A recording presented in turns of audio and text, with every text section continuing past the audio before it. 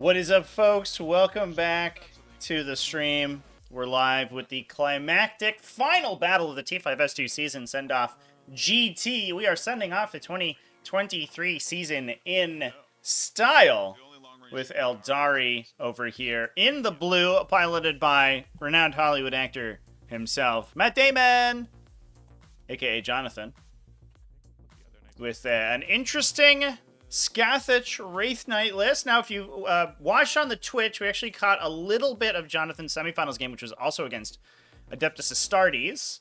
That was against Blood Angels, a Blood Angels teleporting Gladius task force. Pretty interesting game. But unfortunately, the Blood Angels were plagued by a little bit of bad dice, and Eldar trickery was abound, and they did go down, obviously, to Jonathon. But this Wraith Knight build is a pretty interesting one. It has a lot of utility and just a ton of resilience as well. Something that some of the more recent Eldar builds are a little bit lacking if you're not running avatars or obviously the Wraithguard brick. They are a little glass cannon, but this one is more of a I guess a regular cannon, like made out of cast iron or something. Because it shoots you with a cannonball and you probably die. But if you don't, then if you come back and hit it with a sword, and you're probably not going to do too much damage. That said, the sword-wielding other half of this game over here in the red is none other than Flashback, who we've seen many times in the stream playing Ultramarines. A little idiosyncratic that he is in the red today, but he's playing the Blueberry Boys. But that said, this is a Vanguard Spearhead Ultramarines list right out of World Championships of Warhammer. We've seen many like it in the past. It is placing tons and tons of units in Strategic Reserve and Deep Strike. It's going to be uppy-downying them all over the place, and it's going to be trying to deliver the maximum firepower with a lot of tactical flexibility. So, pretty interesting matchup today. The real question is whether or not it's going to be enough to get through the Wraithguard brick. It certainly has the firepower to do so, but the question is it going to be able to leverage that and get through Phantasm and get through the defensive technology that the Eldar have available? Prediction is up for those who like gambling. 7 minutes left. Exclamation point lists in chat if you want to take a peek at the lists, take a gander. And I hope everyone's having a good weekend so far. Hope everyone's getting ready for the holidays, excited for the new year. And some new Warhammer to come in the not-too-distant future. Now, I do want to give thanks to the players as well. They agreed to play a little bit earlier than they had originally planned. Flashback is coming right off the bat of a Teams event game. So Flashback is I think... he might be dialed in, or he might be tired. We'll have to see how this game ends up.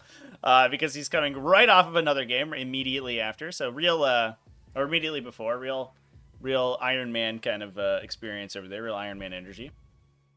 But looking through the lists a little bit more carefully as the players complete their deployment. Jonathon's Eldar running an Autarch Wayleaper with the Phoenix Gem. Phoenix Gem is interesting on the Wayleaper, on the Autarch, because the Autarch itself does have lone operative, so it's not targetable typically, but the Phoenix Gem allows Jonathon to play it more aggressively than you normally would, because you have to kind of baby the Autarchs, because the Autarchs will oftentimes just vaporize if your opponent gets a hold of them. But with the Phoenix Gem, there's a 2+, a 5 and 6 chance that guy regenerates after being killed, so you can play him and get value out of his fusion gun, out of his melee profiles, and just out of the fact that you have an aggressive lone operative that can go do actions and secondaries really well without really having to play as defensively as you normally do. So, pretty interesting include on the Wayleaper. We do have a Farseer Skyrunner, so that guy is not a lone operative, but also does not have the Phoenix Gem, so he is in a little bit of danger against indirect fire, but of that, there is none in the Astartes list today. We also have Fuegan, the Fire Lord, in there for an extremely strong single entity character, plus a Spirit Seer with Fate's Messenger to attach to the Wraithguard brick, 2 Night Spinners to slow down enemies and add some indirect fire, plus 2 units of 3 Shroud Runners. These guys give a little bit of an Alpha Strike potential. They have gets you Horde Clear as well. They have a bunch of shots apiece. I think 7 shots between their sniper rifle and their underslung multi-laser. or scatter laser, I should say, which is very good for a faction that can sometimes struggle with infantry. Plus, they also give you a scouting utility unit that can perform secondaries on the first turn. If you get a cheeky behind enemy lines turn 1, it is actually fairly possible to get that with the Sherrod Runner units. We have 2 units of Swooping Hawks, or 3 units of Swooping Hawks, excuse me, similarly to do some actions. 1 unit of 10 Wraith Guard, and last but certainly not least, the Scathach Wraith Knight. Let's pull his datasheet up real quick. If you haven't seen a Scathach Wraith Knight on the table, we have seen him in a couple of games in Jonathon's previous rounds in the event. But it's a pretty interesting piece of technology. I don't know if Jonathon's super happy about it. It's basically kind of a side grade for an Avatar of Cain. It and the Avatar are both similarly difficult to kill and give you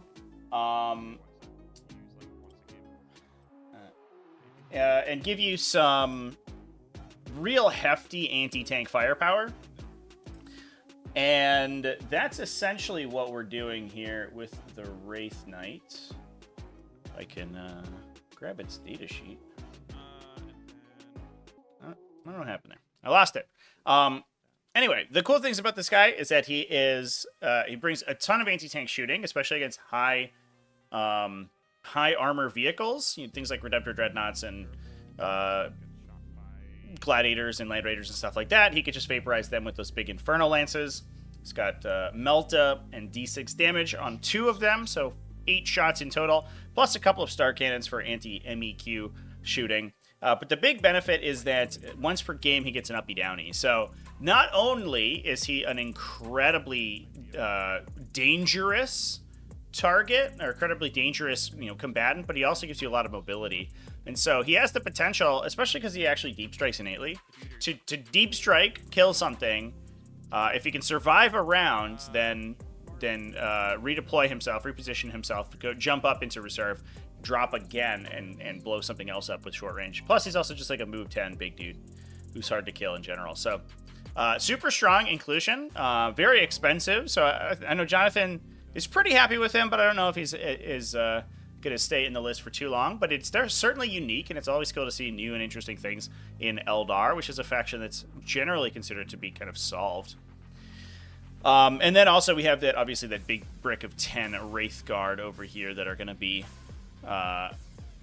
composing the remainder of the Aeldar front line. Over on the Ultramarines side of the table, we are running that Vanguard Spearhead. It's led by Marneus Calgar, so we get an advancing and charging CP generator in the back here.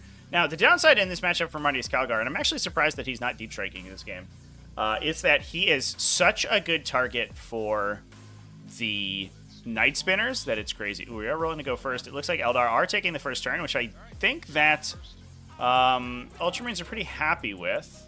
Marneus Calgar can potentially just uppy downy bottom of 1 and give himself a little bit more maneuverability, and we're going to be putting tons and tons of Depths Astartes in reserve to try to counter punch any aggression from the Aeldar. The downside for Adeptus Astartes here is that their early turns are going to be a little bit sad.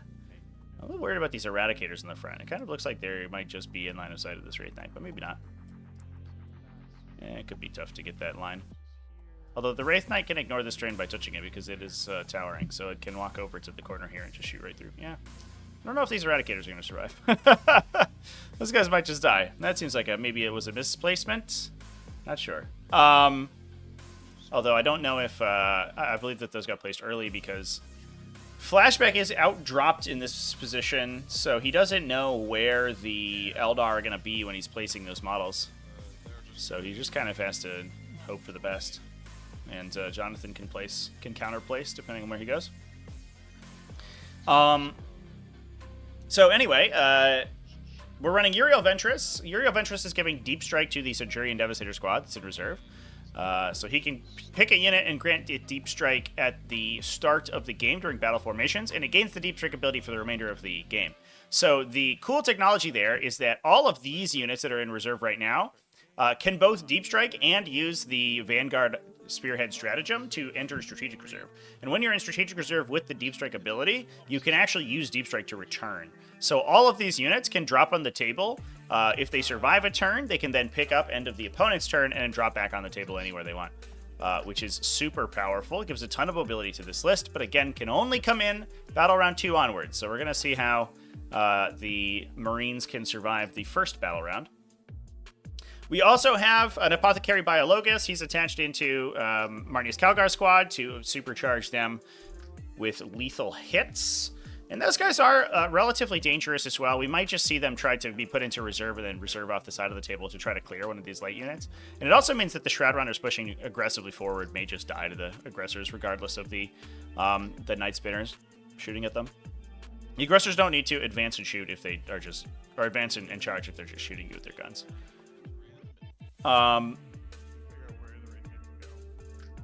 Yeah, so it looks like we're proxying the movement of that Wraith Knight. Might have to do a little rotation to get its base through that gap, yeah. But I think that probably helps it out anyway. Moving on from that, we have a Company Hero squad. Uriel Ventress is joined into that. 2 units of 3 Eradicators, as we see. All the Inceptors, 15 total Inceptors. 1 unit of 3 with Assault Bolters to clear out enemy utility units. 2 units of 6 with Plasma Exterminators to really hammer them down, plus 3 Scout Squads, and a Calidus Assassin. Pretty standard stuff. This list was pioneered by John Lennon at the World Championships of Warhammer in 2nd place. Has a lot of maneuverability, a lot of motility, but you do have to be able to get value out of those infantry units, those kind of heavy infantry units. And if you're not in a good position to do that, it's not super great. So it looks like we are going to be drawing our line of sight to those Eradicators there. That's a little unfortunate for them. Company Heroes are unreasonably durable.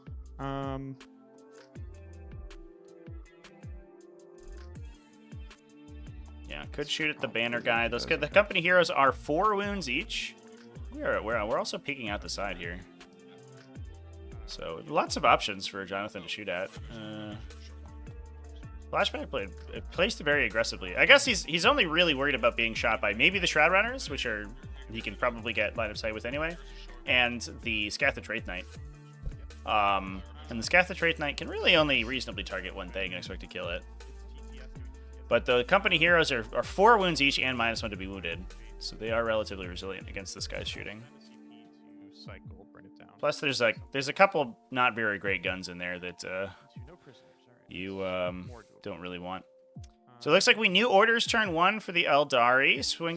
Spat out a Bring It Down, which is a big goose egg against Ultramarines. We got no prisoners engaged on all fronts, so we are very committed to coming and killing some of these Marine units in order to get that no prisoners. And then we're trying to get engaged on all fronts with the Shroud Runners. Looks like it potentially is possible here. With a big 14-inch move. Yeah, there you go. Very nice. So they can shoot scouts.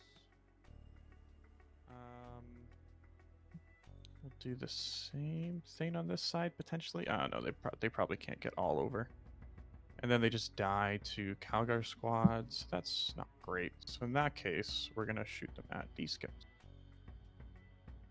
36 is very far. It's like where they're at, basically. So Calgar can go... I should mention as well, we are in the Ritual today chat, so the players can perform an action to place objectives in no man's land. Pretty interesting mission, I think, for both these armies, because they tend to be kind of elite. So they don't have a lot of free actions to spend. I do think Jonathon probably has the advantage there because he does have all these lone operative characters. Or I shouldn't say. They're not lone operative characters. These lone characters that don't have any units attached to them. So those guys can perform actions without really having to give up too much. Things like Fuegan and the Farseer Skyrunner that I think he's okay with playing a little bit aggressively with. Especially on this first turn because there's no reserves that can come in for Flashback. Now, the interesting question is going to be what happens to Calgar squad here? I have a sneaking suspicion we might see it drop into Strategic Reserve early because that will prevent the Night Spinners from being able to hit it this coming turn. It's unfortunate because they can shoot you, obviously, if you rapid ingress in on a future turn. So you might just have to place them on the table and go for long charges, but it also gives you more options on what you can shoot at with your guns. And that the ranged attacks from that squad are, outside of shooting the Wraith Knight or the Wraith Guard, they're pretty lethal to almost everything in the Eldar army. Eldar are not difficult to kill, so being shot by a huge aggressor brick will actually probably just kill them. Maybe even 2 units if you get into some of the 5-man swooping hawks. And then the Wraith Knight will just move to there, basically. So I'll just take the other one off. Works for me. These re-rolling hits. We remove the engage and put deployment zones up. So I could put an objective just like right there, basically. So I'm just gonna place it now, just so that I can just get it done with. So 9 inches away in no man's land. I would like the Wraith Knight to be on it though, but I don't know if that's possible. I guess I can measure 9 off this one. Actually, that's probably even worse. If I back the Wraith Knight up a touch here, he still see Eradicator. Oh yeah, he can still very much see Eradicators. He's within 24. Okay. Cool. So we're gonna place the objective like this at 9. We're just gonna do it with the Autarch, so he's gonna just come to here, and just be an inch from it. Makes sense. Come on. Like so. And then I'll lock it. Lock that. Okay. So that's where the objective will be.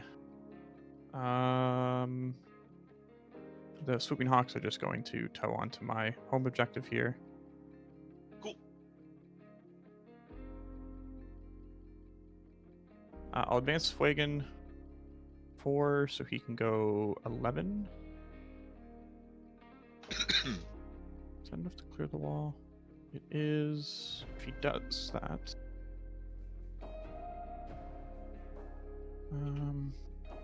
He gets shot by Calgar, and that's it. Provided I shoot them with the Night Spinner. Seems realistic. I guess the Eradicators, 2 of them could shoot.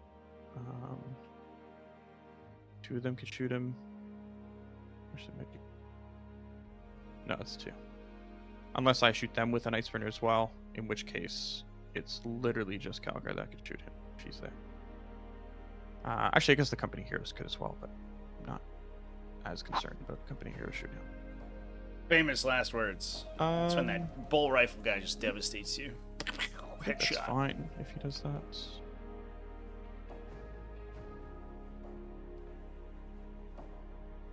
At least forces you to come out and deal with him. Actually, I could even make it a lot worse for you if I just put him like this side. Am I on the objective there? Could you just take Looks like you are. Okay. Oh yeah, definitely. All right. Yeah. So you'll do that, and then the line is like here, and then you can get 1 Eradicator, or maybe 2. I'll also be able to shoot him with Company Heroes. Yeah, that's fine. I'm not worried about the Company Heroes shooting him. Okay. Because realistically, they don't do a ton to Fuegan.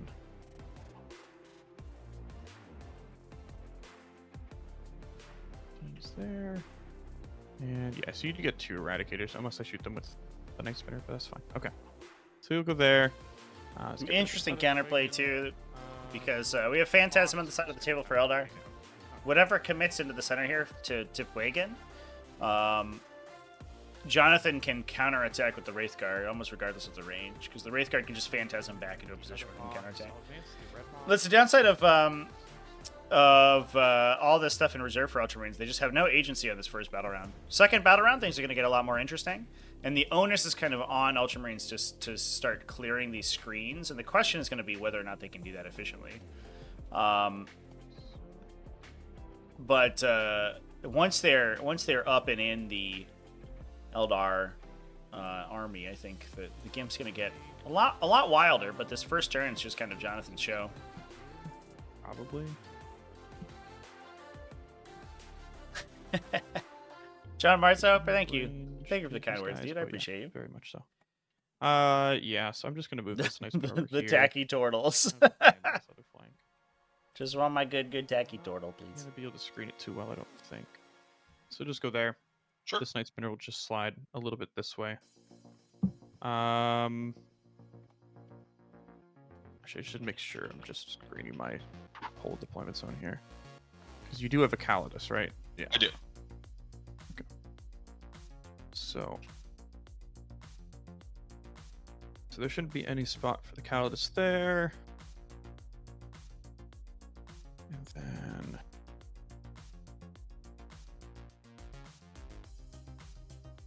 there's a tiny hole there. So I'm just gonna shuffle one of the detox. But then they can get shot. I slide like that. Hot Tuck's not screening that. Pizza I guess I slices could is put- the only thing I want to be blessed no, by but then he's exposed to. my whole life. Okay, so then I'll just back this. I'm a little worried for Flashback's ability to actually clear out these Shroud Runners. They're not the easiest thing to kill. 3 wounds at toughness 4. It's not too good, but they do have stealth and a 4+ save, so they don't exactly just die to bolt guns and stuff. And if Flashback can't kill them, it's going to be really restricted on where his Centurions can come back, because Jonathon can pretty reasonably screen out like 80% of the table, maybe more. They applying lethal hits to them. Yeah, these bikes will put lethal hits on them, yeah, because they're. I guess they could put on the company heroes, but no, I'm good. Okay. I am so not doing sniper anything. rifles first. See this Makes sense. purple shooting first? This is purple shooting first, yeah. So just remember -1 to hit. Yep, so 4s with a reroll. So just 2 lethals, so AP1, 2 damage, so 4 ups. Pass 1, fail 1, you'll kill a dude. Yep.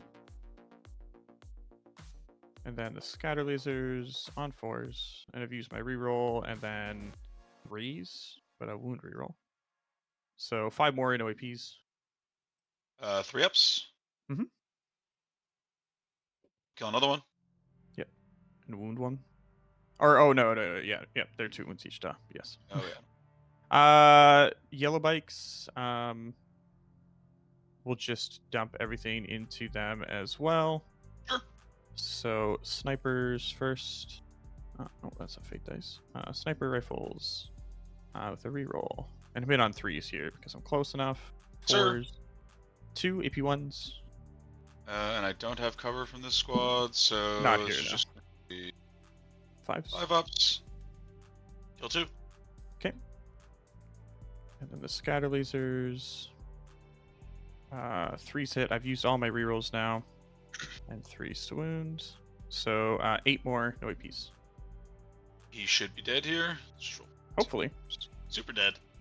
Cool. The Incarn comes up. No, I wish. Got him. The Wraith Knight will just put everything into those Eradicators. Let me just see. Infernal Lance. Considering an Armor of Contempt here, potentially. Guys live. I'm getting Eradicators cover are in my stealth, own thanks to tickets. the detachment bonus Armor and in on to cover. them. So Armor of Contempt, even against the Infernal Lances, puts them on a 5-up save. Infernal Lances. exactly. Yep. Okay. So hitting on 4s, but with full hit rerolls because of Guide. That was very That's good. what that's not what I wanted to see. Oh boy. Yeah, and 2s to wound with 1 reroll. So 7. Huh. So Well. went to brick a couple, but no dice. All right. Did I? I will roll them because they're only d6 damage at this range. Oh sure. So yeah, 5, and then actually I do need to keep rolling. 5, and then he's dead. That will kill him. 5, okay. It's just- Good job, Wraith Knight. So you say Let's go. you say that Scavenge. they're damage d6, but it looks like they're damage 5. I wish they were flat damage 5, man. Jesus Christ. First night spinner to Calgar squad. Sure. How many shots? 7 plus 2 is 9.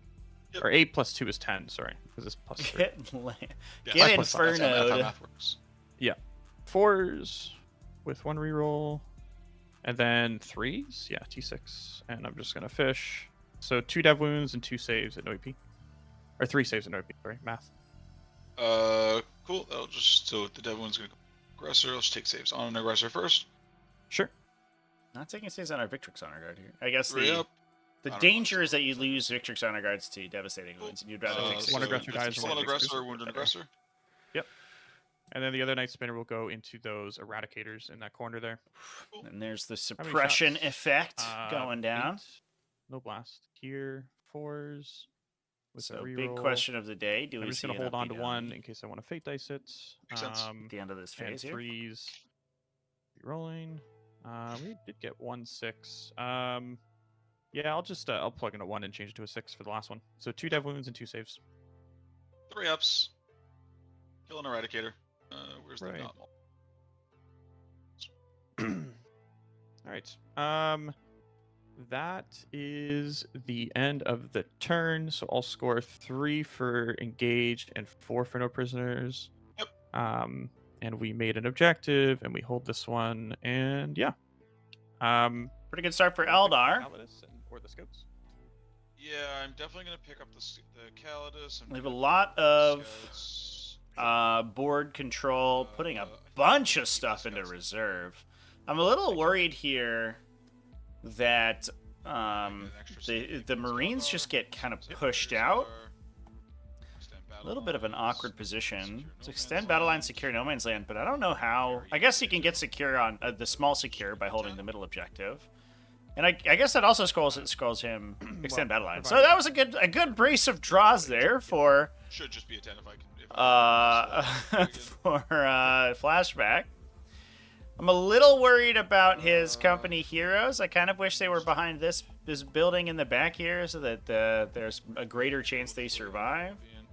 But it sounds like we might just be chilling for a turn, scoring our points on secondaries and holding his opponent down to only hold 1 and then calling it a day. Although, yeah, I guess he does have to hold that objective with the company heroes in order to score extend, but he doesn't have to hold it for primary because he only scored in the center of the table. And then I'm also going to pay a CP in my command. You have nothing. Deep Strike Hawks can go up and down every turn, but Yep. And the Wraith Knight can do that as well. that's once per game, right? It's once per game, yeah. Okay, cool. And it does have deep strike, so it can come in anywhere. Yep. Outside of 9, of course, but yeah. I'm going to pay a CP to sticky my home objective. Makes sense. Oh, interesting. Deploy a little present on there so it'll So, blow up on people who grab it. This. And that does mean that he doesn't have to stand there in order to get extend battle lines. Now, the question is where Uriel Ventress goes. The cool thing about Uriel Ventress is that he's actually functionally useless once the battle formation step is over. His ability does not require him to be on the battlefield. It only requires him to be in the army during the battle formation step. So, we can grab his data sheet momentarily here. I mean, it's points. Once your army's down, he's just a little combat character, I think, and a lot of people run him by himself. The company heroes are a good slot for him, but you don't really care whether or not he wins. He lives or dies, and he lets you duplicate stratagems on them. He has like a kind of a bad rights of battle effect, but that's really not the most important part of his data sheet. It's mostly that deep strike ability. But I mean, he has 6 sustain 1 2 damage attacks. Like that's nothing to sniff at once it comes down to it. And he's got a 2 damage bolt gun as well. So he attaches into the firepower of the company hero squad fairly well. But you're not really worried if he dies. It's not like Marneus Calgar where you lose so many command points if he goes down that it's really disastrous. He's totally fine if he just hangs out I over just there. want to make sure I had the. Well, yeah, they can't shoot though, right? Because it's an action. Oh, true. Yeah, they're doing an action creating objective. What I'm talking Yeah. So if you want to adjust how you place them, you It- can. it honestly Feel doesn't- Okay. I expect that squad is going to die. So Yeah. So if they're there, I'm going to overwatch them with Fuegan. Yeah, so this is a little bit of dangerous. There is a non-zero chance if we plug in a 6 with a fate dice here. Fuegan sustains because he has a sustained profile on his beam attack. And he has the potential to kill several scouts. If he kills more than 3 scouts, Flashback's turn is actually a disaster. AP3s, go to AP2. It looks like we're only going to get 2, though. Okay.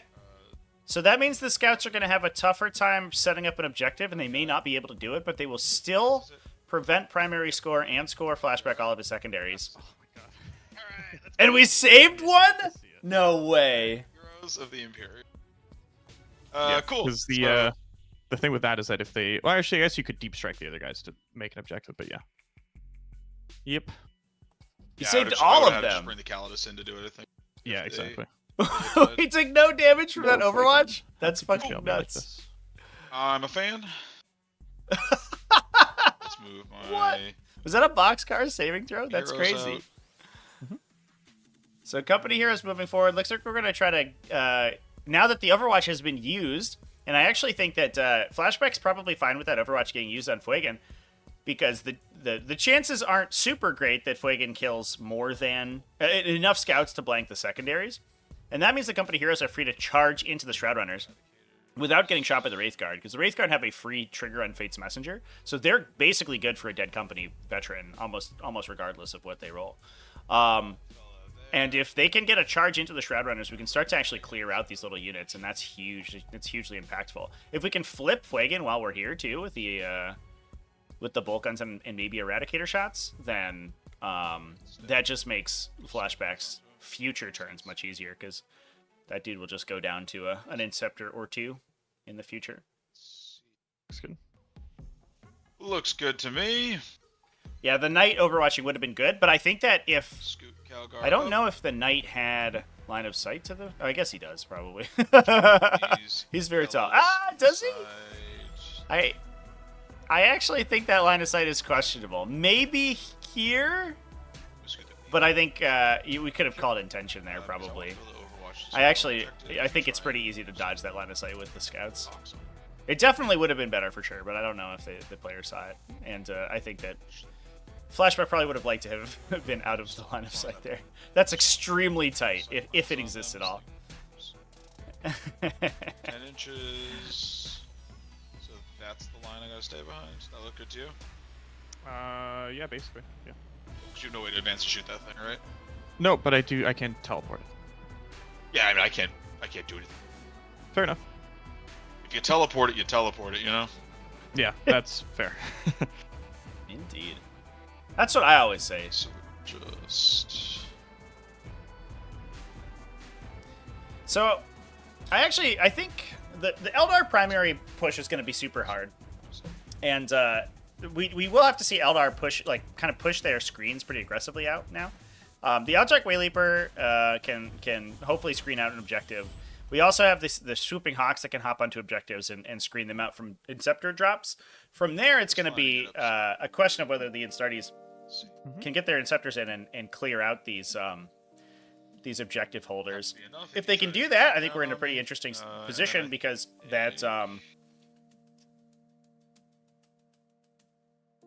that objective draw was really good for Astartes. Now, I'm a little bit worried. Now that I'm looking at it, I don't know how many Wraithguard are actually in range of this middle objective, and I don't know if Flashback checked that, because what we could see here, which would be disastrous, is we actually see 1 or 2 Wraithguard.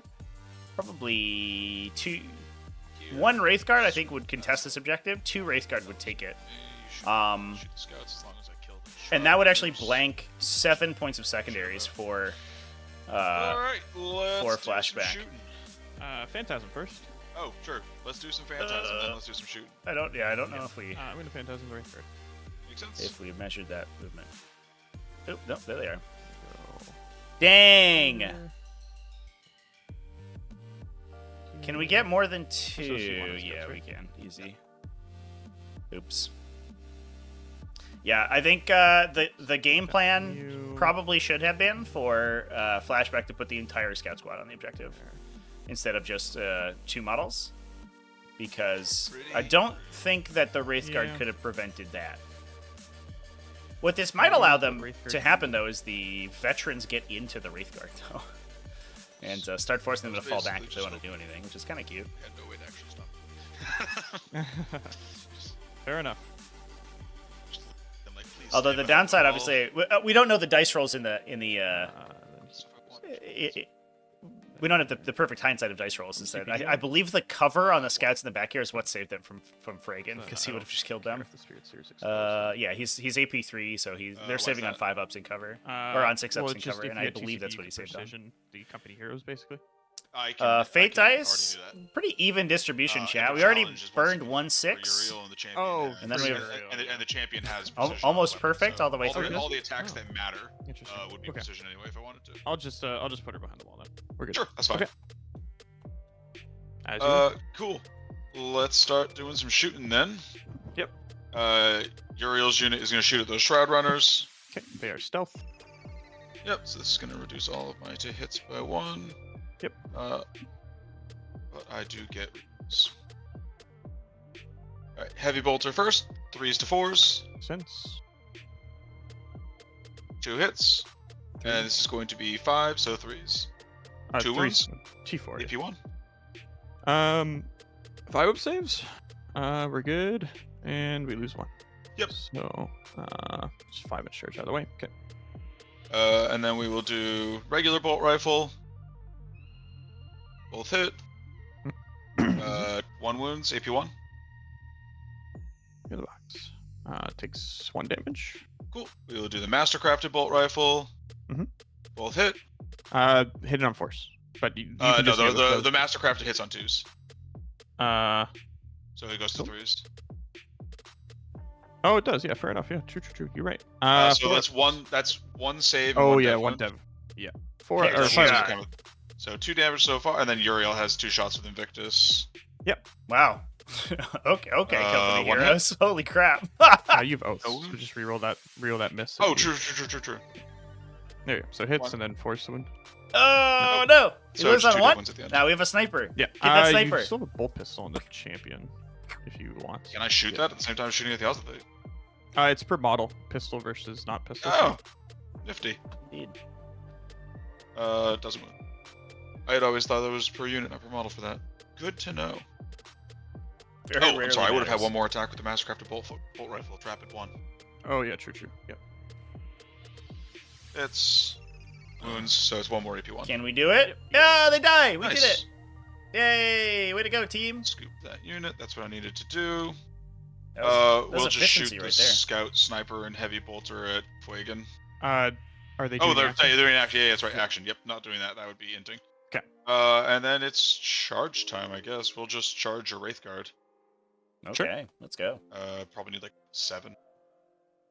If that, yeah. An H. Oh, H, Uriel no, Ventress so- getting in there. Yep.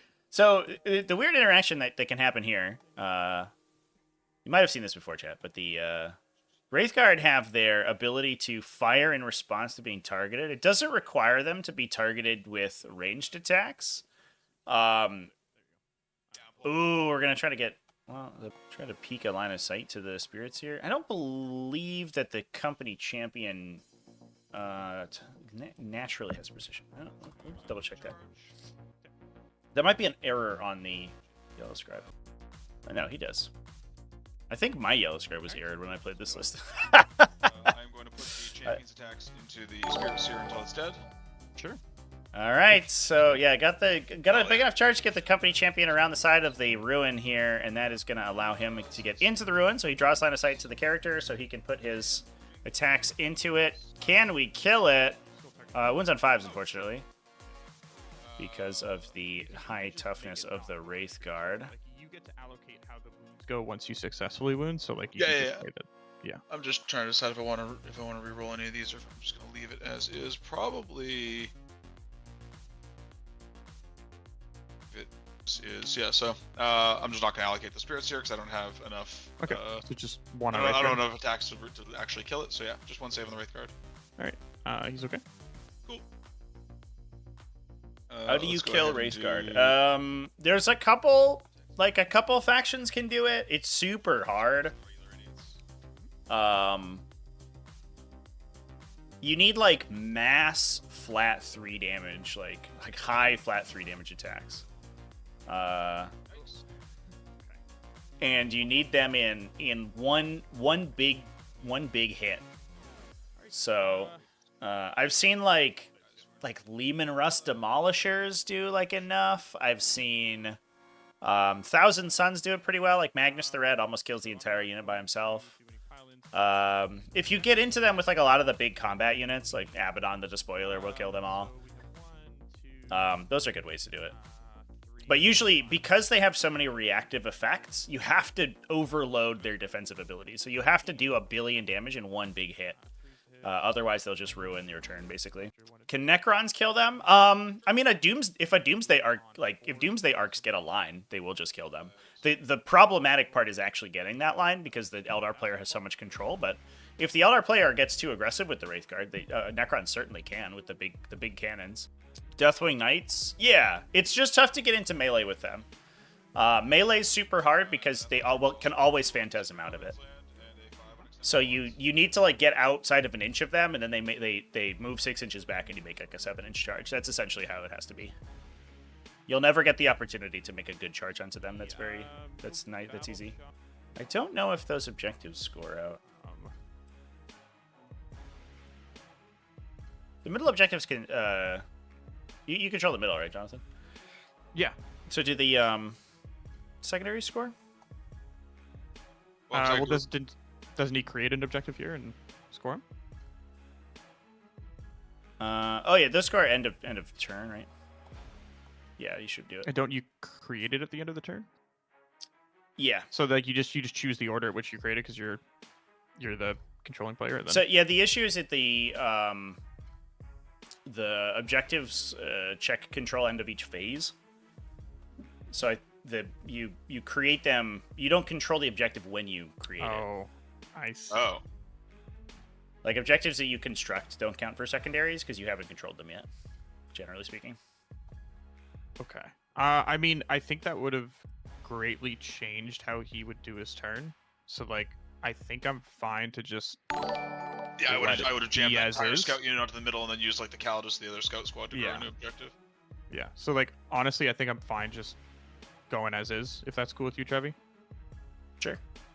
Okay. All right. Well, that's good to know. The more we know. Yes. All right. Yeah. Do you want to just because you would have had the Calidus up forward? Yeah, I can just switch it. It just means that you wouldn't control the middle objective if I did it the other way. So like, do we want to just like? So because the thing is that if you, so I did have 4 Wraithguard that I could put on the objective, and with the Plague and Overwatch, you rolled 2 6s. So even if you were all on this side, I would have killed 2 of them. Yeah, that's fair. That's fine. I'll move Callie up. Okay. Just to make sure that all is. And then if you want to change where your scouts go to, like, feel free. Like if you just want to like string them out or something like that to screen more area.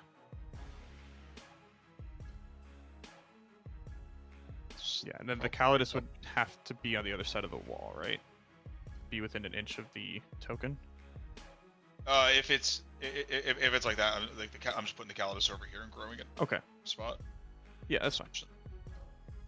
I don't need her. Yeah, you'd be able to pop it like here, or yeah, basically like here, if that works for you. Actually, I had this discovery Yeah, no, I clicked the wrong button. in the invitational. I think literally the same mission layout. I think it was H2 again. When we first had this kind of discussion. We're trying to cleanse objectives that didn't exist yet, but unfortunately, you don't control them at the end of the turn, or you don't control them at the end of the turn because your fight phase has already ended. So your opportunity to control the objective has not yet. It hasn't yet rechecked until the next player's command phase. So you will control them immediately the next turn, but you don't control them on your own turn. Which literally only matters in situations like these. Up to you. I'm fine either way. I'm fine just like leaving it here and saying that he scores it. Like that doesn't matter to me. Yeah, it was my fuck up, so I'll leave it up to the boss man. If I don't score it, I don't score it. What are we trying to do? Sorry. We're just asking how you wanna say it. Like, do you want to say that the secondary score with the Callus up here? Like, do you wanna how do you wanna adjust it? Or do we just say that the secondaries don't score? Because even if all the scouts were on this side of the wall, 2 of them would have died to the Fuegan Overwatch, and I would have had 4 Wraithguard on the objective. Like, basically, this guy would just be here instead, right? Yeah, I basically would have had to charge Uriel towards the objective instead of towards the spirits here. Yeah. I mean, to be honest, how about this? How about we just say, you don't get secondaries, but I don't get 15 primary. I get 10 primary. How about that? Whatever you want to. Like I said, it's my fuck up. I'm not gonna dictate anything.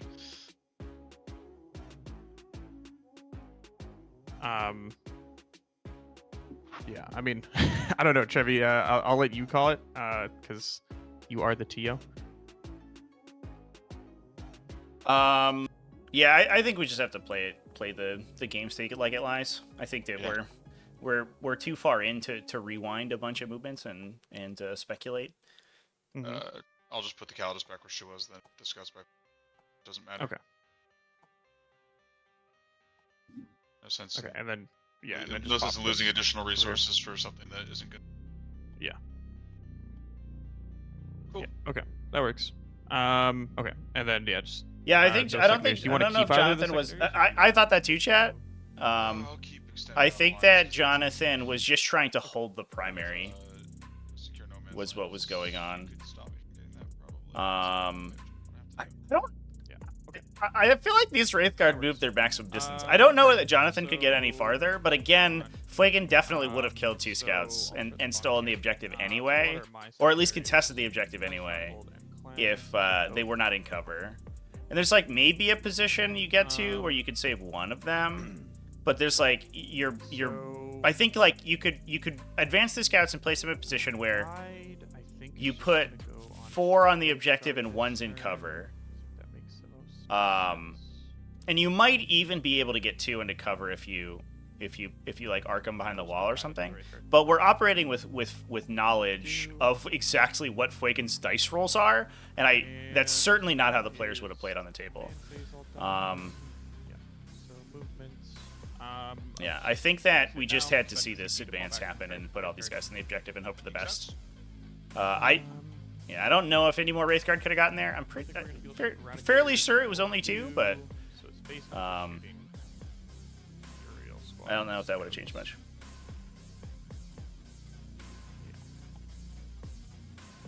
Yeah, I don't know where the primary's coming from, chat. I'm so confused.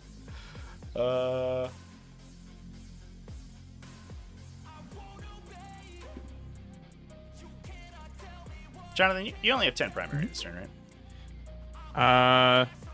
No. Because it's 2 No Man's Land, right? Oh, is it only No Man's Land? Yeah. Oh, yeah, true. You're right. I forgot that that's how the ritual works. Yeah, I'm pretty sure it was only 2. So I mean, it doesn't matter. At the end of the day, it doesn't make a difference.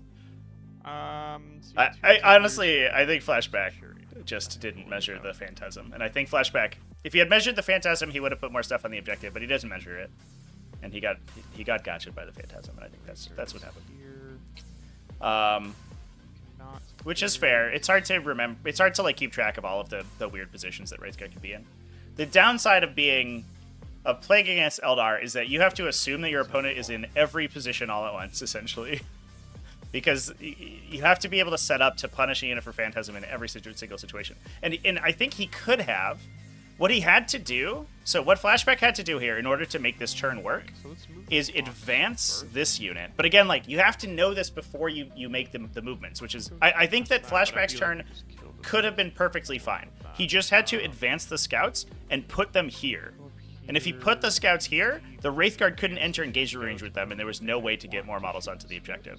Fuegan could have gotten an unassisted Overwatch, but he's probably only going to hit you 3 or 4 times. So he's probably not going to wipe the unit, and you just need 2 models on there in order to stop Fuegan in order to take the objective back. So, like, 18 inches. The play pattern exists, but You know, you can't say that you're going to do it after your opponent has already made all their reactive moves. Best case, you get Centurions here, so that's fine. We'll string out. So it's an awkward situation because it's a weird rule. We have talked about it on the stream in the past. It's not like opaque information, but it's just strange that objectives don't constantly check OC. They only check OC start of phases, but it is what it is.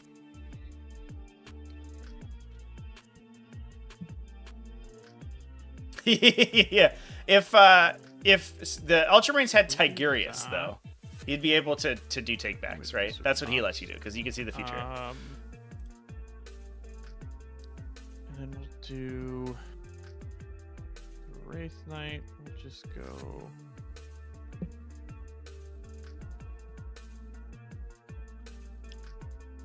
Yeah, once you see a good player with a Phantasm, like a Wraith Guard unit Phantasming around, it's like it gets crazy. The number of like insane things you can do with Phantasm is really silly. Centurions will not be able to shoot. It's also just like it's a wholly unique ability in that it's effectively a reactive move that you can do with total knowledge that your opponent doesn't have to trigger. Like most of the time your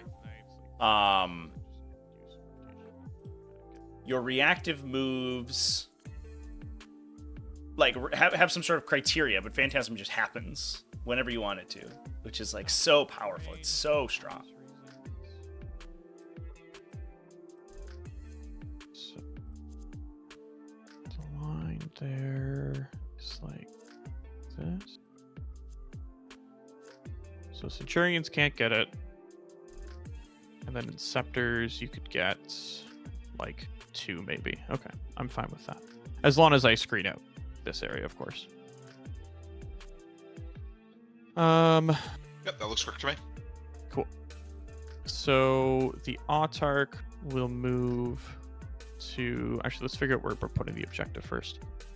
So we can just drop an objective like here, more or less. Actually, what's doing cleanse for me this turn? I guess I could do it with Wagon. Yeah, like honestly, that just might be what it is. Like, just stumbling into the middle of the board, like cleanse time. Yeah, I mean this Phoenix Lord, all powerful, just cleaning, sweeping an objective. Is there an unwritten rule about model size changes? Yeah. Okay. So we're typically. So, not really is the answer. There is no rule about the size of a model. Base sizes should always be, and this is like a general rule of thumb, and this is how essentially every event will rule. Base sizes should always be what is the currently available kit. So if their bases change, which I doubt they will, then you'd have to upgrade to whatever the new base is. If the model is slightly different size, generally speaking, you will be able to use whichever the original model. Sometimes models release with like a significantly different size. A good example is like old metal Bellicor to new plastic Bellicor, which is like a 6x size increase because old metal Bellicor was on like a 50 mil base and was a little teeny tiny man. Similar to how like deploy top so if it's not a significant change in size, most of the time the old models are acceptable. But there isn't like there's nothing's like quantified. I think like if you were to take the strictest interpretation of like I think the game as intended, you would always use the current models and you would never be able to use old models, but that's like really not how the whole industry works. So that's most of the time it's like ask your TO or ask your opponent essentially. And before 0 Eldar detachments are played in their codex. I have a sneaking suspicion, chat, given that a lot of the most problematic stratagems in the current brace of codexes have been removed or changed from their original version. I have a sneaking suspicion that Battle Host in the new Eldar Codex, whenever it comes out, is going to be way different. Especially because the Eldar Codex is going to be in a while. It's not for a long time. I have to buy 25 to 32 mil converters. Yeah, I have to do the same thing for my termagants. I have like I have like hundreds of termagants I need to upgrade to 28 mils. Fortunately, we found them online. We were on stream the other day. You can buy them. They're like 25 cents a piece. So you can buy them for really cheap on eBay, which is pretty sweet. There's just some folks who just have a 3D print farm who's just printing billions of them, which is pretty good. God, scepters are so annoying to screen. Old Knights are dinky compared to the Leviathan. Are they really? I didn't even know that the size change was that big. But to be fair, like, the new Terminator models are so nice. They're just good damage, decent durability. They can drop anywhere they want. What's wrong with that? Yeah. I don't see anything wrong with that. I'll advance the Blue Hawks. Sure. 2 inches. They can go 16. So we can go. So Jonathon doing his absolute best to screen Inceptor drops. To be fair to you, chat, Inceptors may be one of those few units that can actually deal with Wraithguard effectively. It's not great, but they do wound on 3s, counteract most of their save characteristic. Not all of it. They probably put them on a 4-up save. You can get them to a 3-up save, or to a 5-up save if you use their stratagem for plus 1 AP outside 12 inches. And they have enough twin-linked attacks. They probably convert 100% or close to 100% of their hits and wounds. And then just force them on a 4-up save. So they have 12 shots out of a 6-man. So you probably force 10 saves. You probably kill 5 in a go. And then maybe you can finish them off with the Centurions. So there's a non-zero chance we do actually see the Wraithguard get cut down if they get too aggressive. But obviously you can just phantasm out of that situation. So it's so hard to stop. If Inceptors drop in and Centurions drop in to get line of sight to you, the Wraithguard. I'm still Tyranid to the bone. I don't know, man. Maybe 11th edition. Tyranids are they're so feel bads to play right now. We'll see how the data slate treats them. If we see some mechanical changes, maybe we see like Vanguard Onslaught get FAQ'd so you can actually use their stratagems, and we see like a big points cut to Hive Tyrants, like I might play them again, but oh my god, it just sucks to play them right now. It's so miserable. Yeah, I think the Grav tanks are maybe the big answer, especially because that then unlocks Marneus Calgar. If the Night Spinners go down, then Marneus Calgar can sort of do whatever he wants. So I think Flashback getting gotten by the Scouts, or by the Phantasm, was a big swing here. It was like a 12-point swing, because it was 5 points for Aeldari, and he lost 7 on secondaries. He doesn't have his Calidus on this objective, although she could have dropped there, and I think the Scouts are just going to get vaporized, and I don't think he's going to get any primary either. The turn ended up not being that great for Ultramarines, unfortunately. So if I put the Night Spinner like this, I think I'm adequately blocking that, I'd say. Is that I mean, just keep in mind, I can just come in the corner back here. Yeah, I'm gonna put the other Night Spinner there. Oh, okay. Yeah, I'm just gonna stack it full of Night Spinners. Yes, that as So long as. So I think we're gonna put the 2 Night Spinners on the side there, and then I think we're probably gonna string the last Swooping Hawk unit like we did the other one, and just string them out as far as we can to try to get an 18-inch zone out from where the Night Spinners started. It does force Jonathon to contract quite a bit, so that's good. And I don't know if he can actually stop the Centurions from getting in. Like, the Centurions are so difficult to prevent shooting at you. They're long range and deep strike. Like, those are 2 really good effects to have. And the Centurions will most likely cut a Night Spinner down on the shooting phase. If you oath it, they're getting rerolls to hit, and they're twin linked on their last cannon, so also rerolls to wound. The other thing that Jonathon has to keep in mind too, yeah, we have to see a little bit of a push out from the Swooping Hawks. The thing that Jonathon has to keep in mind is that it is an 18-inch zone he has to screen out off the Night Spinners if he wants to stop the Inceptors from hitting him. He also has to consider maybe there's the potential of a capture enemy outpush outpost, a capture enemy outpost pull. I don't know. I don't think that's necessary. On the Marine side. Do this, and then like this.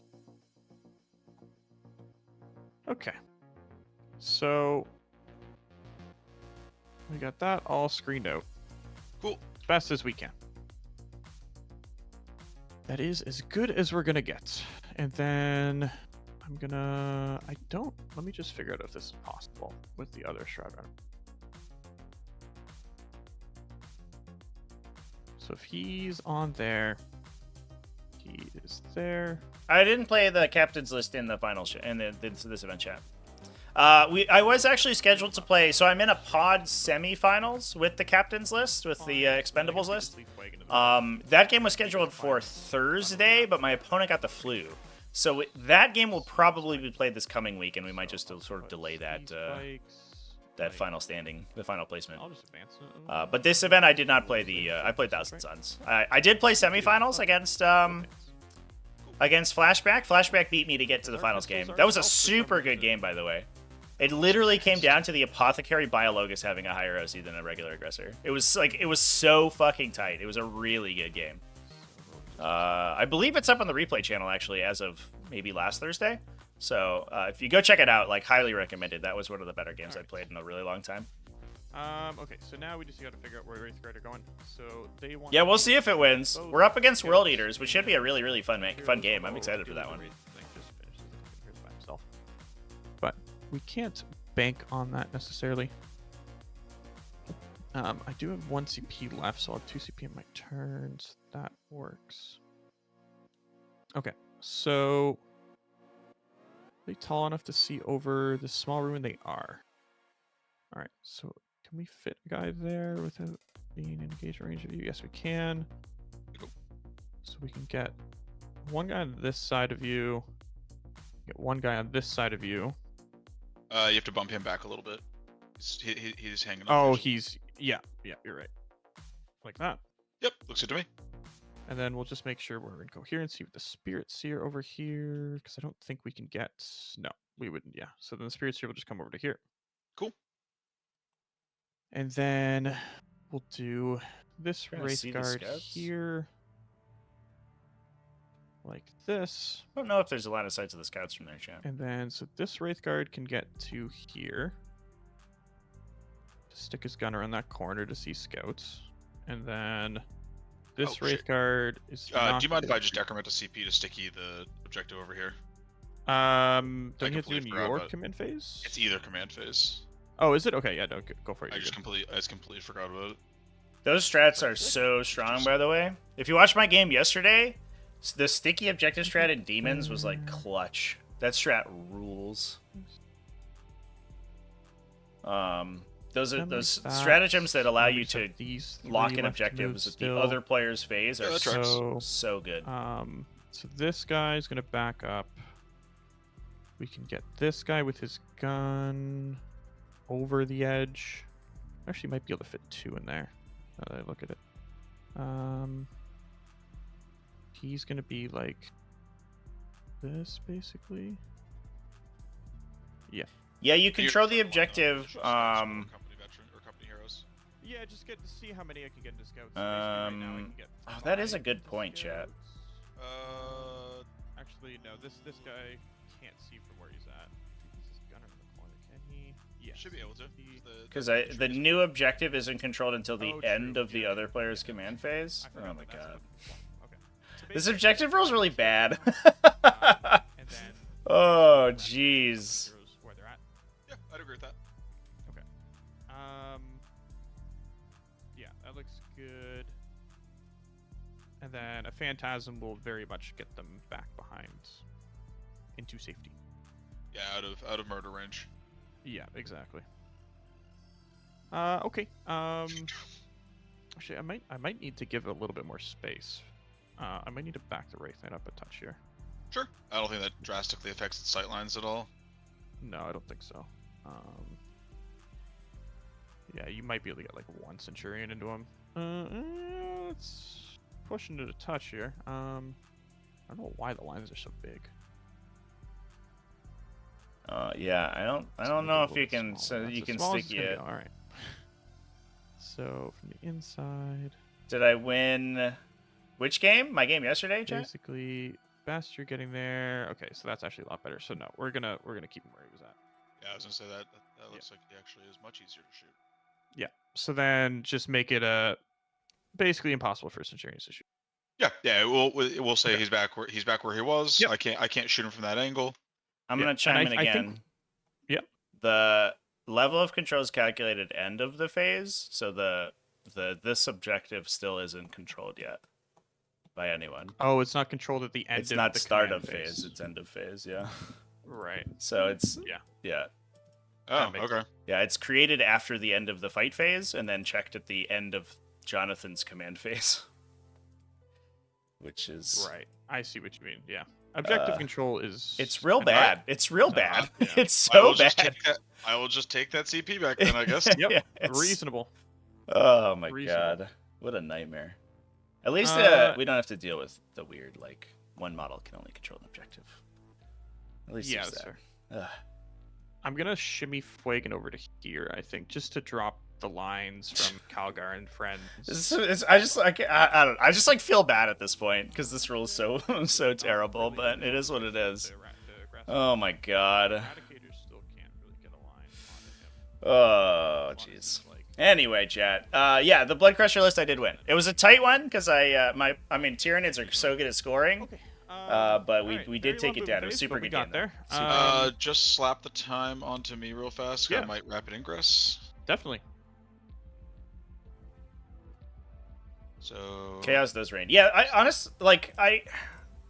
I don't know about Blood Crushers, but I understand how because occasionally we do see Chaos Demons. When they do well, it's with Blood Crushers. I don't feel that Blood Crushers are particularly strong, but I do understand why they would have won, if that makes sense. You know what I mean? Without getting shot by the Knight beforehand. Like, their charge output is so high with Rendmasters assigned, but they're so expensive and they're so bad the turn after they charge. If they had a fallback and charge, I think they would be unironically pretty solid. But the problem is that when they get stuck in melee and they can't do anything, they just like die. Here I can. You got it. Cool. Like that there, basically. Cool.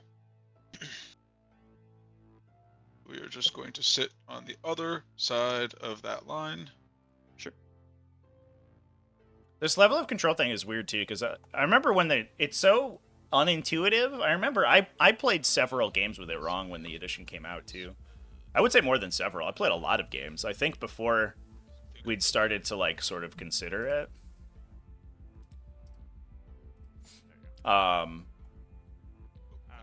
And it's just a weird rule. So looking like we're trying to get the Devastator Centurions over the line here. I have a 2-inch move. And what we might see is if we don't see a Phantasm, or we could be forcing a Phantasm onto the Swooping Hawks. And if we see a charge into the Swooping Hawks, then it's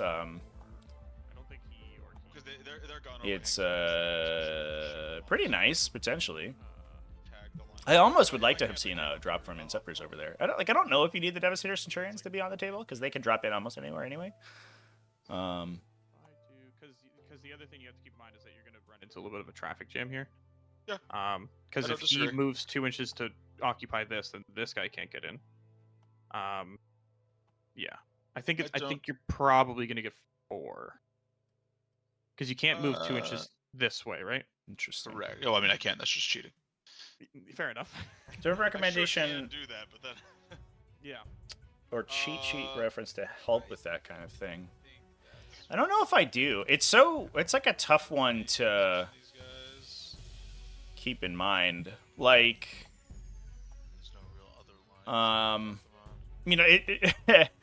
it's hard to put on like. It's like that would just be like the cool rules of 40k, right? If that makes sense. You know what I mean? Like, I guess you could say like,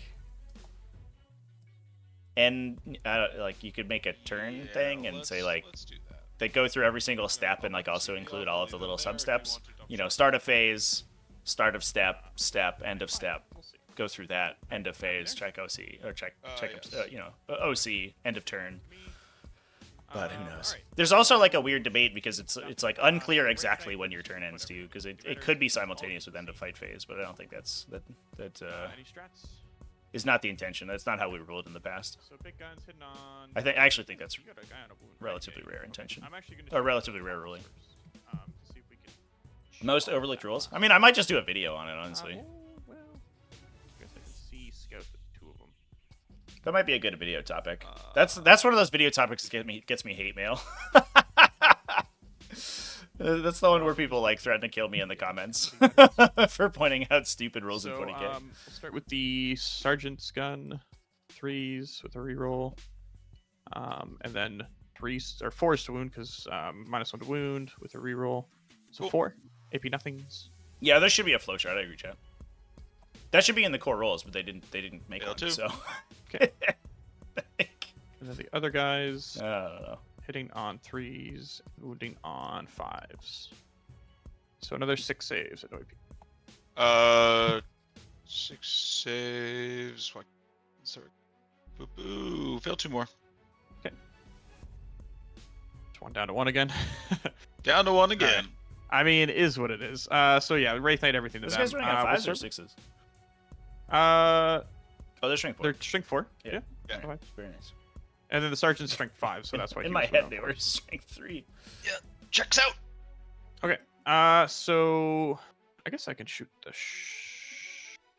Night Spinner with them. All right. So let's do Pink Night Spinner. Sure. So big gun into Centurions and shuriken cannon into the veterans. Makes sense. So we'll start with the big gun. How many shots? You're like coming back to the female good start. video. 10. You like watch it over and over. 4's hit because even if I can see you, it doesn't matter. That video is so funny because I feel like my take is like so milk toast. Like it's the biggest like nothing take in the world. It's just like that's a funny video because it like just constantly makes you money. But people are just like, what the fuck? You're so stupid. Everything's stupid. You suck. You're like, okay, man. Oh my god. 2 Devastators went down to the Night Spinner. That's disgusting. Holy crap. Yeah, I don't know if I like that rapid ingress, chat. I guess we were trying to get line of sight to the Wraith Knight because the line of sight was screened out in the side here. But you could probably have gotten it over here, right? No, maybe not. Maybe that was marked out. But I feel like the Wraith Knight is it is scary, but I don't know if it's the biggest threat, honestly. We'll just roll the Green Hawks into these Centurions. I think they can all see. Yeah. Even this one, his wing sticks out enough. Yeah, for sure. How many are within 12? 2 are within 12, including the Exarch. Although I guess they're all wounded 5s. So the 2 guys that are within 12 of you, 3s to hit with a reroll, and 5s to wound with a reroll. So 4 saves so far at no AP on the Centurions. We're good. And then the rest of them, these hit on 4s. And I'm out of rerolls. We have 5s. So 3 more. Instead of a turn order diagram in the core rules, we get a measuring stick. Yeah, that's fair. Oh boy. Can we just keep working on Centurions? Maybe.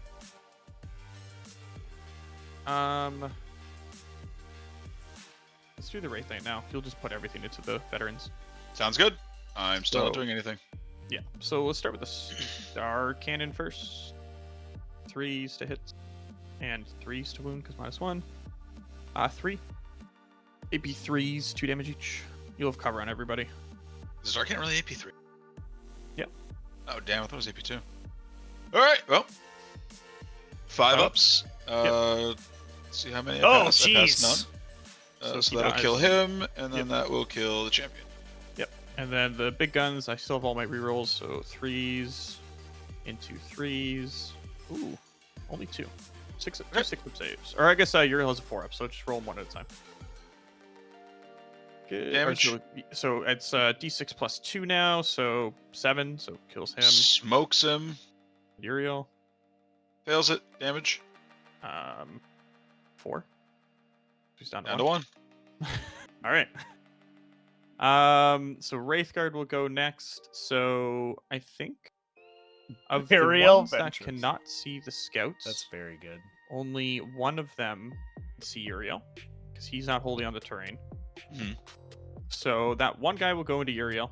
Sure. The spirits here can't see because she's too short. So then, and then the other 5 will put their guns into the scouts. Sounds good. The one guy into Uriel, hitting on a 3. We hit, wounding on a 2. Yeah, I just watched the guys in the back because I don't know if the 2 on the ruin have line of sight to the scouts. They are taller than the ruin, but the scouts are shorter. Yes, but this guy can see this one's with his gun. Mm-hmm. Like he can see the. Oh, they're pointing around the side, is what you're saying. Yeah. Gotcha. Yeah, and then this guy can see, like that. Yeah. Okay. We don't wound, but I'm just gonna change it to a 6, so it's a dev wound, so it just kills Uriel. Sure. Goodbye, Uriel Ventress. And then the 5 into the. You scouts. died as you lived. I am outside of 12 with 2 of them. So I'll roll those after. So these ones are on 3s. I do have my hit reroll left, but not my my face messenger. And then these 2 are on 4s. Okay, so they all hit. And then 2s to wound. Get in the box. So 1 dev wound and 4 AP4s. So I don't think you get a save, right? No. No, I don't. Yeah. So then 1 at a time. I'll just order roll. So they are dead. All right. Okay, so Fuegan does cleanse, Farseer does cleanse, Autarch spawns the objective. We have just the last Night Spinner to go. Does this Night Spinner shoot Calgar squad, or does he continue to kill, or try to kill variants? I don't really care if Calgar squad advances next turn. Realistically speaking, you're probably just going to pick them up. So the interesting thing about Calgar not being Night Spinner here is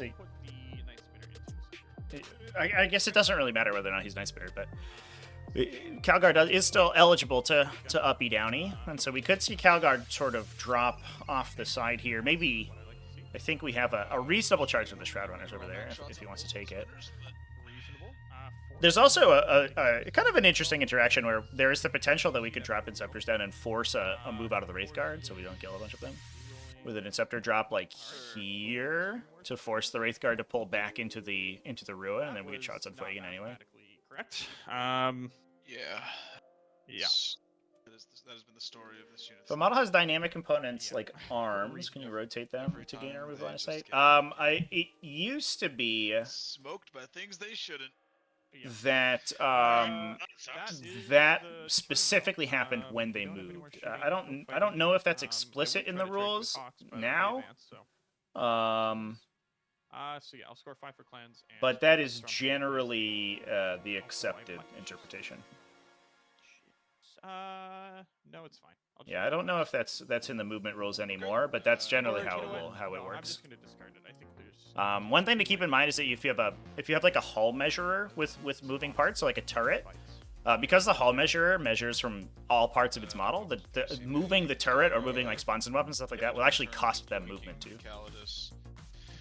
And the scouts. Because you measure the portion of the model that moved the longest distance. So if that part of the model measured, or rotated itself around and moved an extra like 4 total inches of movement, then you would actually add that to your total movement allowance for the unit.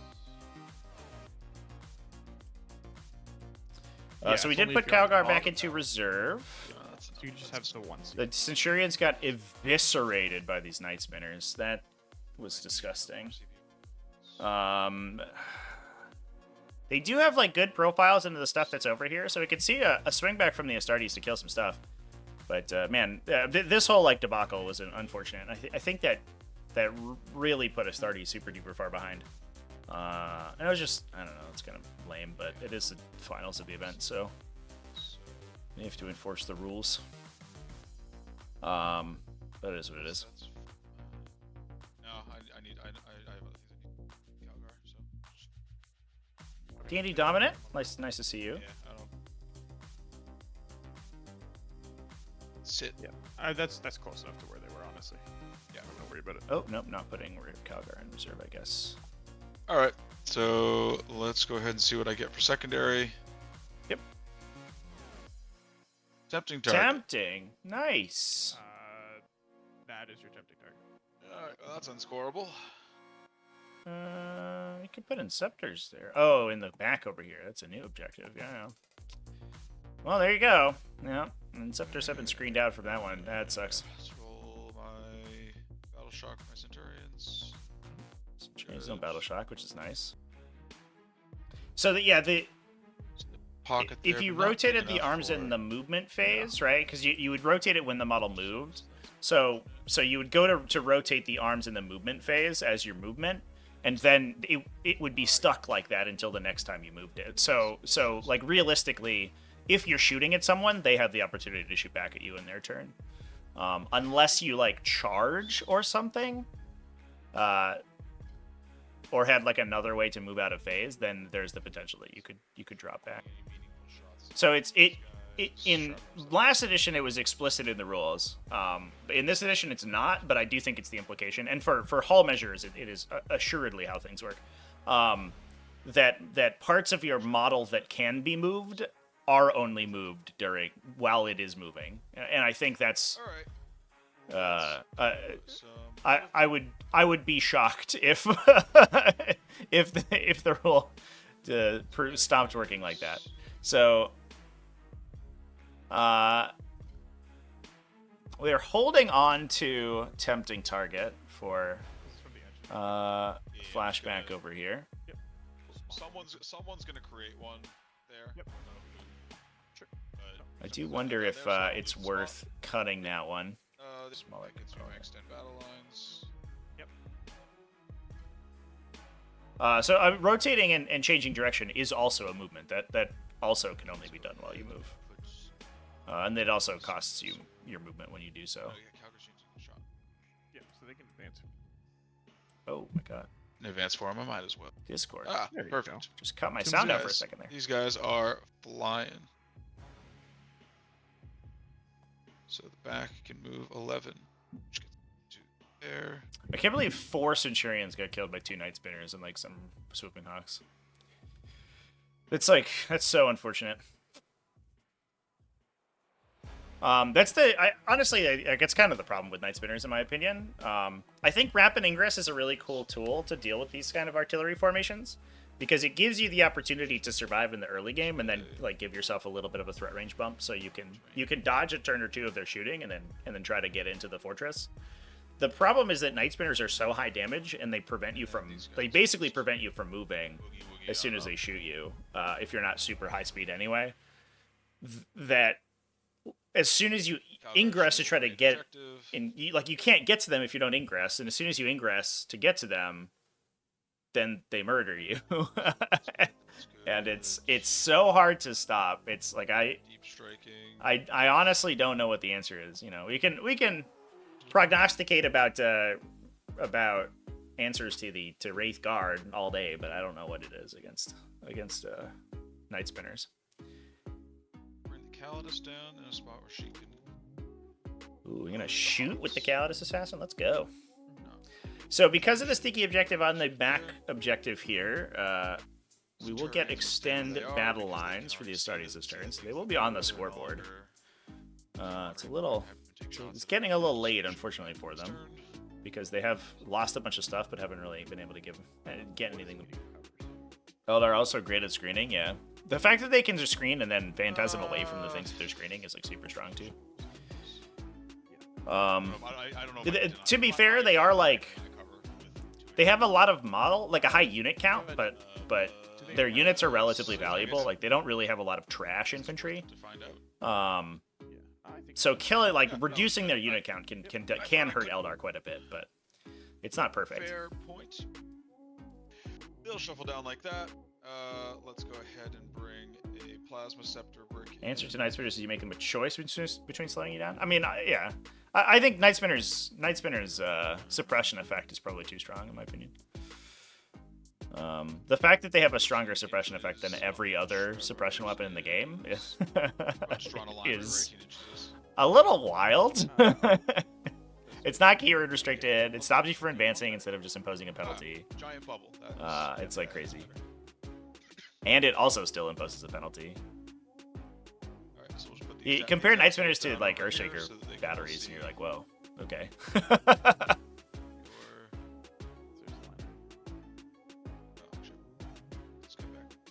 Yeah, making it once per round would be like an interesting off the terrain, decision too. Yep.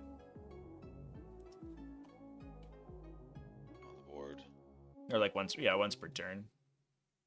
Once per turn in your shooting phase, one of your units with this ability I think that's about as can tight choose of a to line use it. as I can draw. Well, getting them all in to shoot, yeah, probably. It also requires a hit. Like you could make it, especially if you made their weapons like higher strength but no twin linked or something. If you made it require a wound, that would be another like failure mode. Lines of sight to my shroud to my scepters. That would also be another like reason that it could be mechanically different than other similar effects, because the weird part is that it's different. Like it's a stronger ability, but the trigger's the same. Absolutely move your far. But the fact that it's hit roll, like you can just like roll half your hit rolls and see what you get, and then reroll them, like reroll one of them, and potentially reroll from a far's here. They changed it to infantry only. And then if you love that.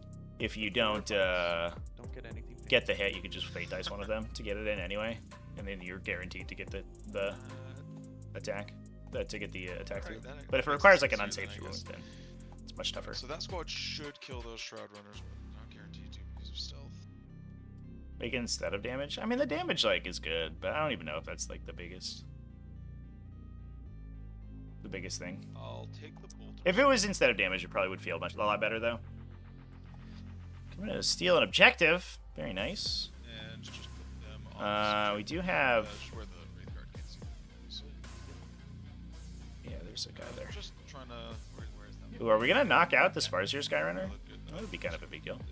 Just trying to line them up so that if you try and pull out of line of sight, my Plasma Scepter squad don't shoot. Gotta worry about this Wraith Knight though. I don't think you're allowed to get shot with a Wraith Knight. I think the Wraith Knight is maybe a high enough volume to overwatch you. We have a 6 to plug in automatically, so we get a wound for free. That's so dangerous, chat.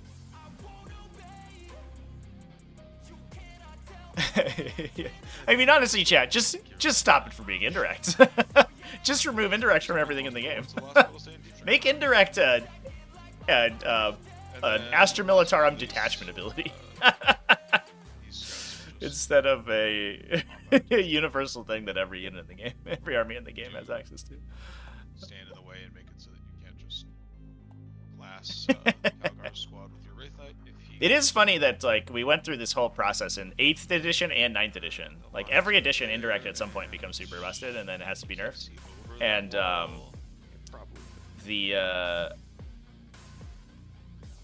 well, then he's going across the line. He's crossing the.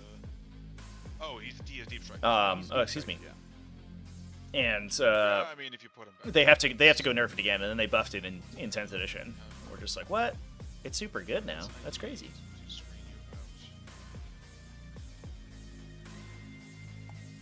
Indirect is a 2 CP strat, and Astra Militarum gets a discount on. That'd be kind of cool. Like that's how we got to do it in not World Eaters, in Thousand Suns. And it's like interesting at least. It makes you take like specific units to be spotters and play a different game. That'd be kind of sweet actually. Probably drop him like over here. It's a grenade strat, and it says like you can. It's sort of similar to grenades, or it requires the keyword. Oh yeah, with the Calidus there, then yeah, you'll be fine. Yeah, I'd be in on that. That's a really good idea, Lepscallion. Let's do that. Yep. Let's make that change right now. That side of it. Let's call up Stu Black and say, Stu, we fixed indirect fire in your game. If you spend 2 CP on it and you spend 1 on Phantasm, then you don't have any fire invades, and that's all your CP for the entire game, and only 1 Night Spirit gets it. Or maybe they all get it, but it's only against 1 target. Let's do Plasma Inceptors into Shroud Runners. We're going to overcharge them. Oh, sorry. I might Phantasm actually. Yeah, just make it like artillery. Yeah, go ahead. I mean, just say that indirect weapons, right? Like when choosing targets for an indirect weapon for the remainder of the turn. And then that's like a. Then you can. It is a dual charge. You can do stuff. Just keep in mind, I have the run away. Yeah, to run away. Yep. You just roll a 1. It's fine. I could move Hawks somewhere to try to keep them. Yeah, last edition was... I mean, it was a bunch of stuff last edition. Last edition, they had to add the -1 to hit and +1 AP thing. Because early 9th edition, there was... and throughout the entirety of 8th. 8th was brutal for indirect. Indirect was disgusting. There was no penalties whatsoever associated with it. They had to add that in 9th edition. But for like a long time, indirect was just no penalty. You just did it. And Tau Smart Missiles were nuts for that.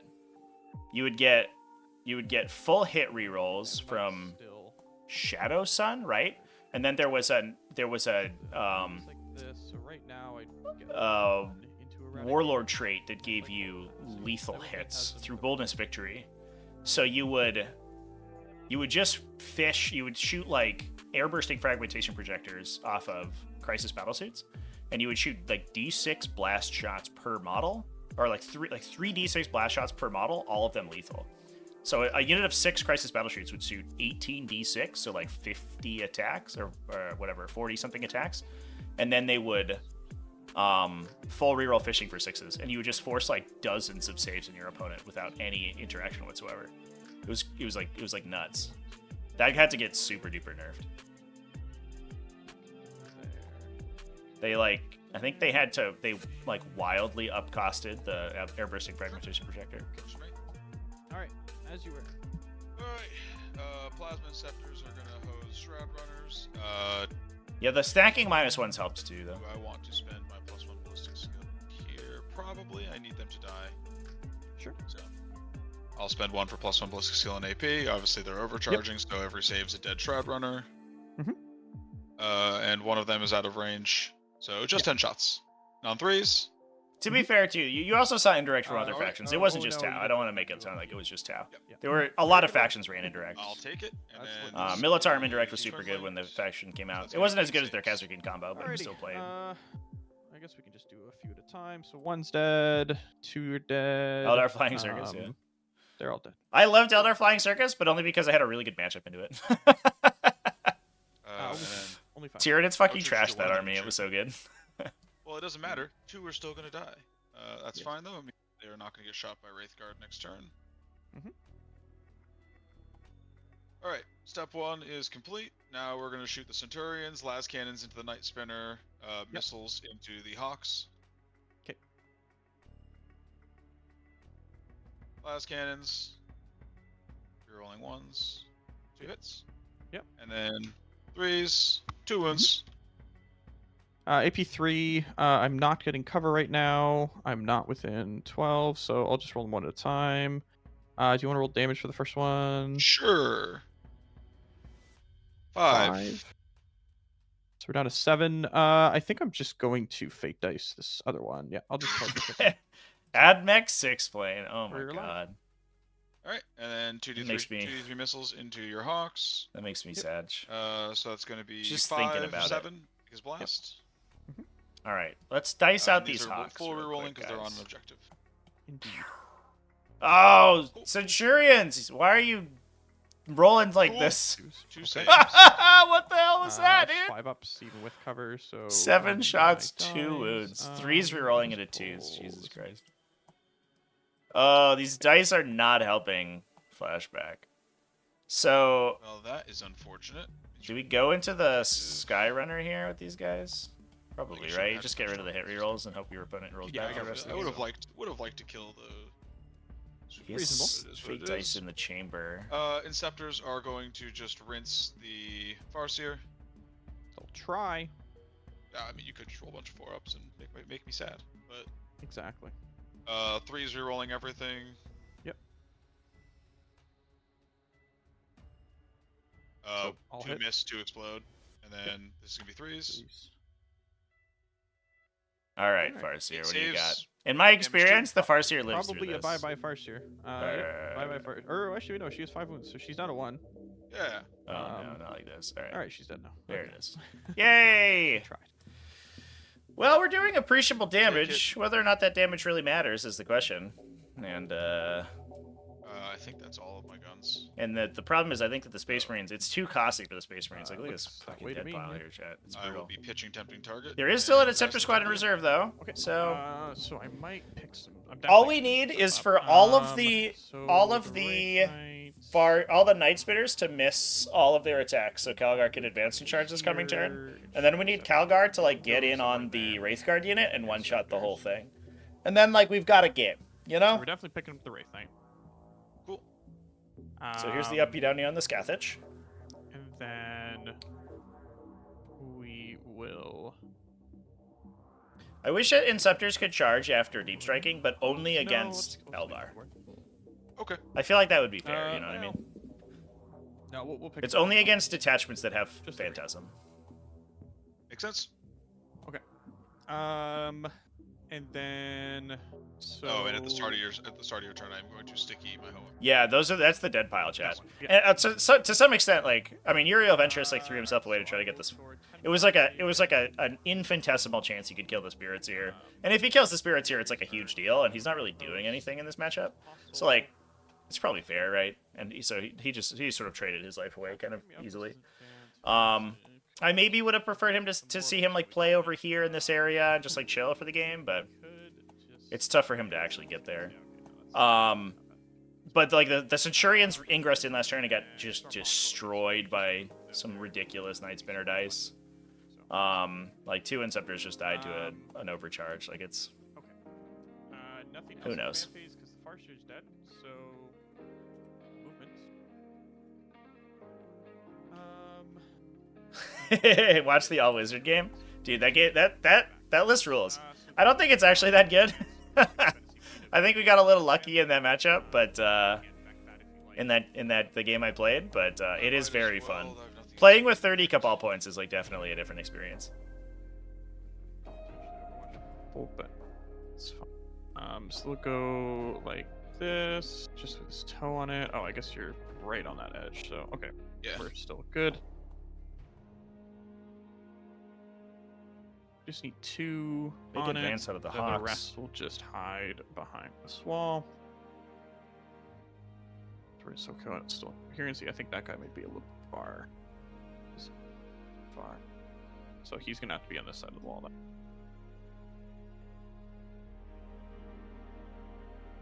There, he will be. Would you like to Overwatch? I don't have anyone I can Overwatch with. Okay. I guess I could Overwatch with Eradicators. Yeah, that doesn't seem great. So they take some mortals, right? They sure do. Except no, they don't. I rolled a 1. All right. I'll take. It's you can't like what do you do? What do you do there, chat? I don't get it. The bombs didn't even go off. I hate those 2+ abilities, especially because you paid a CP for it. At least it does a different thing, right? You're not just paying for a strat that has a chance to do literally nothing. Fortunately, I think that they've gotten rid of a lot of that stuff, where the strats only work on a 2+. Usually it's persistent abilities that work on a 2+. But I still hate those. It's too spiky in my opinion.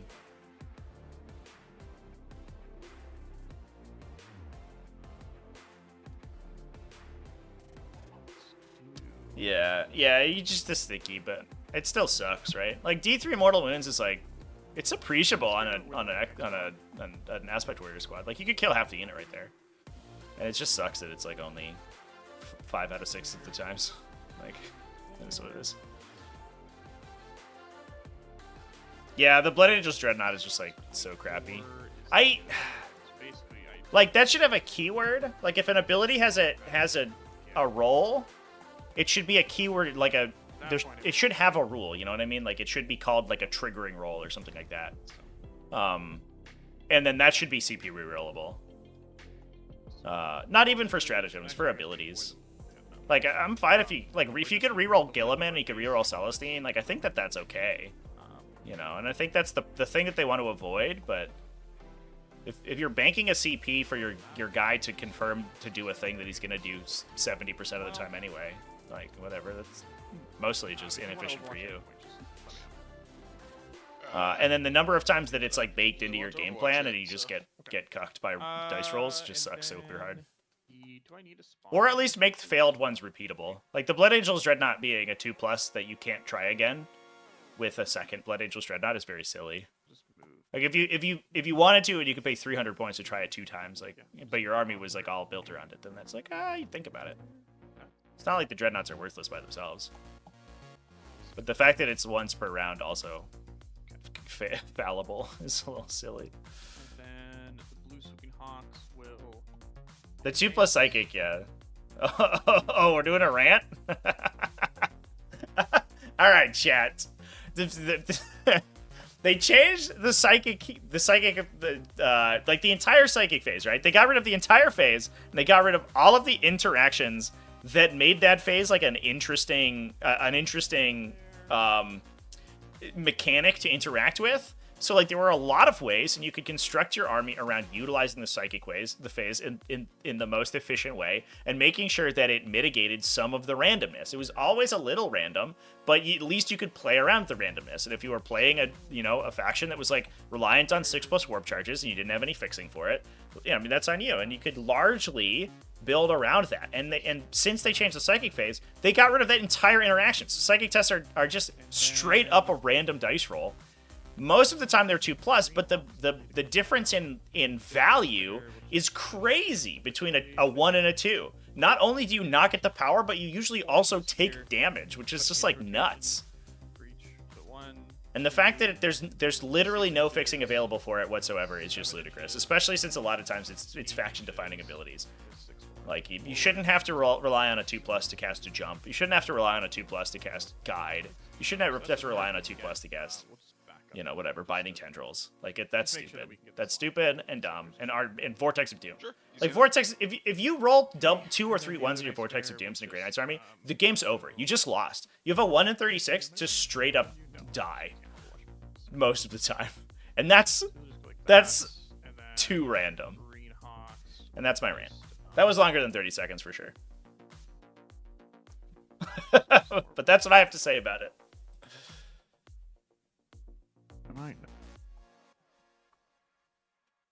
Those poor Grey Knights players, chat. They're so beleaguered. Pretty sure this got squad. Oh, they're back. It's fine. All right. Flashback's new game plan is just to time out Jonathon. Jonathan's turns take like 10 times as long as his does. Jonathon has almost literally half the remaining time that Flashback does. So he just has to time him out. Easy peasy.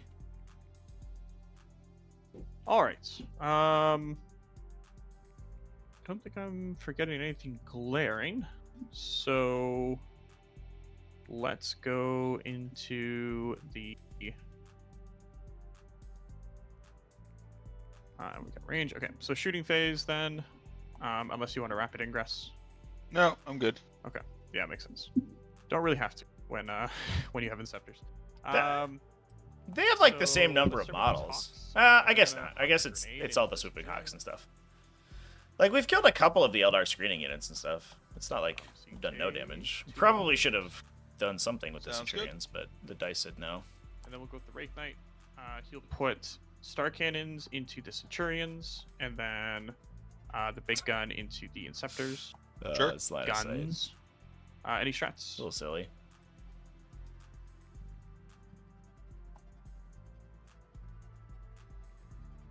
He is -1 to hit the Centurion. Yeah. Any strats or? Nope. Okay. So big gun first, hitting on We've written off the Centurions. They're done. I'll hit 2s, the reroll. So 7 AP4s.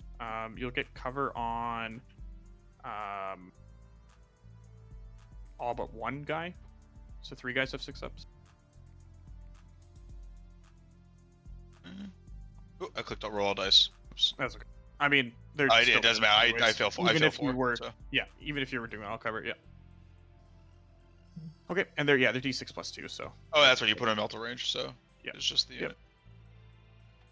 Okay, and then the Star Cannons on 4s. I do have my hit reroll, but not my wound reroll left. And then Cover is determined per model, chat. so 2 AP3s on the Centurions. You can cover those, so just 4 saves. Generally, like it applies to a whole unit, because of how it's weird. If you have a a model in the attacking unit that doesn't have line of sight to the defending unit, then cover automatically applies to the whole unit. But that's only because like the line of sight from the attacking model is determined on a per model basis. I'll do that one first. So on a 3, it's just a lethal. So, but you do get cover still, so just a 6-up save. Fails it. It does 3 damage. Plus 1, and then the rest are on 4s. Okay, so 1 lethal and then 2s. Yeah, he's probably dead. 4 saves and 1 dev wound. Yeah. Wraithguard, pretty good. Yeah, does. Cool. I have a whole video on cover if you want some examples of how it works on my YouTube channel. So the big gun. It's very weird in this edition. It's not very intuitive, unfortunately. There's a lot of mechanics in this edition that aren't very intuitive. Are they still 10 models? I actually think that was a downside of the edition from 9th. 9th was kind of black and white in a lot of situations. That 10th is not. Okay, so we got a hit. So let's roll it, and then a reroll, and then 3. I do think 10th is better though. Everything. Just 1 wound, no AP. 1 wound, no AP. I've got a wounded guy somewhere. Wounded, yeah. Good. Yeah. Okay, and then the shuriken cannons hit 4 times. Sorry. I am within 12 of you, so 4 is to wound. It's a reroll. So just 3 saves at AP 1 on the Inceptors, but I'm pretty sure you have cover on. Yeah, you have cover on 1 guy. Okay. Oh yeah, Jet. 2. I have like a little Chromebook that has the weakest, like the world's weakest speakers. Will just put his big gun so I'm always like 100% YouTube volume, 100% system volume, like watch YouTube videos while I'm eating. That's my do paperwork in bed little laptop. That's when I don't want to get up, but I have paperwork to submit. That's what that guy's for. Did the same thing with his multigun. He hits. I might get a new laptop for Adepticon though. Wounds, so just another 1 dead. Because I'll probably be working a booth, but I still want to make videos. The Blue Hawks will just put everything into Centurions. So we have 2 in half range, or not half range, but 12 inches. So those 2 on 3s with a reroll and 5s. So 3 no APs to start. We're good. Okay, and then the rest of them on 4s and 5s. 2 more no APs. We're good. Good. Okay. And then just the Night Spinner left. He'll just shoot at Centurions. Sure. Kill that guy. I have not used a Fate dice. But I don't have any 6s, so it doesn't. And the Fire Shoot's dead. So 8 shots. It's 2. So hitting on 4s, because I'm about to say 12 on reroll. 4s, so just 1 save and 2 and 1 dev wound. We're good. Everyone kills a guy. All right. Can the Red Hawks see anything? I guess they can see the aggressors, so the 3 of them that can see will shoot. Sure. So 12 Fiance shots. knows my voice. 4s, I only reroll. And 5s. how I feel about that depends entirely on how she feels about my voice. What's up? I think your TTS crashed. Did it? Or you yeah. disconnected from the server. So Oh, weird. it's just Trevi and I in here now. I Mishap? just paused the clock, so we'll just wait till you're back. I'll give it a save just in case we run into issues. I'm not seeing the server, so the entire thing might be crashing. Yeah. I mean, the weird thing is that I'm still in it. Like, Yeah. Usually it's everybody. I will say in the other games that I've done today / in the last couple of days, crashing has been almost constant. Yeah, it's been real bad this week. I wonder if Yeah. there's like extra traffic load because people are on holiday. Probably. That actually makes a lot of sense. Yeah. Yeah, the server is. We've had I think a crash almost every stream this week so far, which has been That's not great. not amazing. Yeah. Yeah. There it is. Welcome back. All right, we're back in. Right. Tell me when the so you cat just have shows up. what is that? 6 saves at OP on. She's been weird lately. Although she's always weird. That's how cats are. Are you just taking them on eradicators or aggressors? Yeah. I'm taking him on the aggressor until he dies, which is there, and then Now I'm gonna put them on Vitrix guard after that. Yeah, makes sense. 2 ups. Let's go. Victrix on her guard. Too strong. And then, yeah. It is Inky. Her name is Inky because she's inky black. Into the shooting phase. We don't have any CP to do anything, so just charging. So let's just start Fuegan into this guy. Do you want to run away? Yeah, I'm going to spend to run away. Sure. Ooh. Try and preserve what resources I can. Pushing back the Inceptor. Oh yeah, just 1d6. Obviously, I'm not charging away from There's the 6. Let's go, Inceptor! At him go. Zoom zoom. The fastest kid alive. Why am I not on? Is there? I don't know if there's any funny stuff we do there. Let's just go 6. No. Okay. So we're looking at a 9-inch charge. Yep. Put it back on me. Let's see if we can do it. Nope. The Autarch will try. He needs a 7. If only I had a 6. We'll just use our 5 and hope we roll it 2 up. Ooh, Autarch gets in. It's a little bit less go 11, efficient than Fuegan. Good enough there. Strength 6 still. I guess Fuegan's only strength 5. That is lower AP. all of my charging to be done. Fighting. The Autarch has 5 attacks. 3's hit you. I was hoping he had Banshee's Mask. Reroll. Nope. Nah. He is Mandy Blasters. So looking for double 6s. Nope. Nothing. All right. All right, you ready for this? I'm gonna slap you back. Yep. 2 hits. 1 wound. 3 up. Fucked now. He's okay. All right. You understand that I said you're fucked now. That means that you have to take damage. Sorry. No. That's my turn. Sure. So I'll score 8 for capture and 5 for storm. Yeah, that was a really good draw for me. I think this game is pretty much over, but let's see what I get for draws. You do get 10 primary. I do get 10 primary. Let's see, capture enemy force, and I get assassination. Assassination's so rough. Although, I mean, maybe this Inceptor just does it himself. That'd be cool. We could also just shoot Fuegan with a laser cannon, which also might make sense. I don't know if the Centurion is slowed anymore, but I think he can. If he walks this way, I think he gets line of sight to Fuegan. He can just rocket him to death, which might be cool. Even if he respawns, you still get the assassination trigger anyway, so it's fine. Ew, Battle Shock's failing though. Is it your Night Spinner? Probably live another turn. So I think a movement mechanic in the charge phase would be cool that allows you to charge an objective. I'd like to have that be in the opposite order, because I mean, maybe. I think the issue in the charge phase right now is that it's like wildly overcomplicated, and what we want to do is make it less complicated. So aggressors got slowed down by the Night Spinner. Yeah. So we don't have good charges on anyone. The Night Spinners are just so brutal in this matchup, which is unfortunate. We did get overwhelming force though, so if the assassin and or aggressors can gun down the swooping hawks, that is that's an easy point there at least. And Fuegan's worth a lot. We do have another unit of 6 Eradicator or Inceptors in reserve that we could potentially drop in. Very big issues. I wonder if there's a.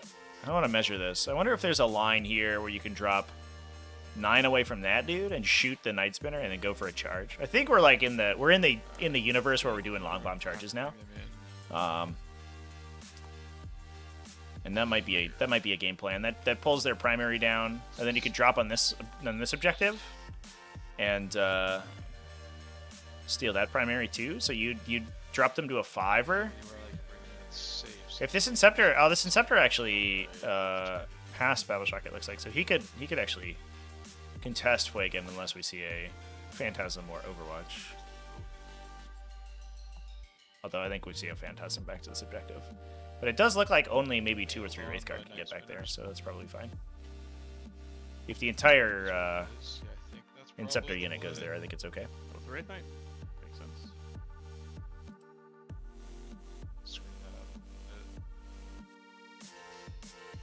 To be fair, chat, the highlights and lines are all drawn by the players in the commentary games. I don't do those.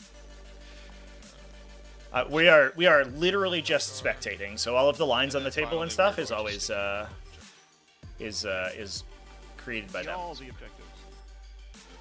Yeah, you know how it is. Just keep sticky in things. Mm-hmm.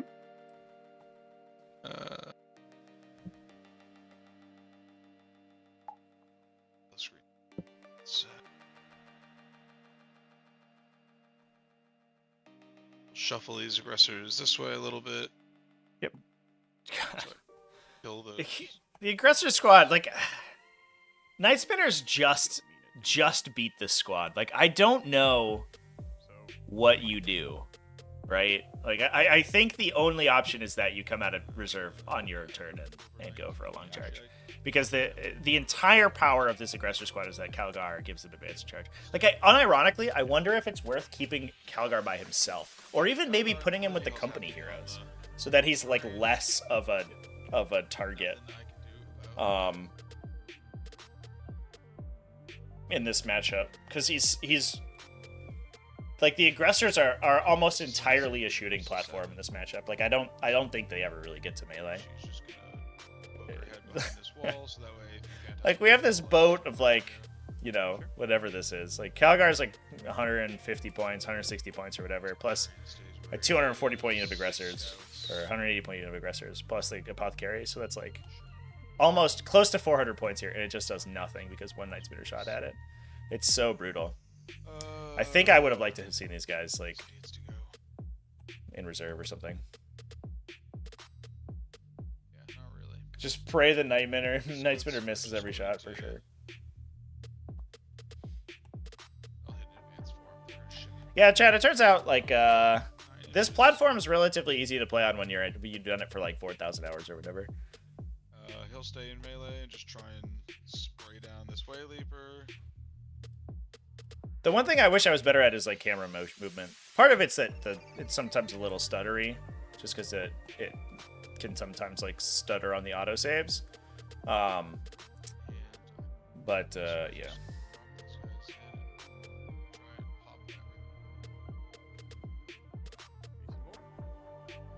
Your line is going to be like that. Oh, are we going for the Wraith Knight? Yeah. If you can see him, you can shoot him.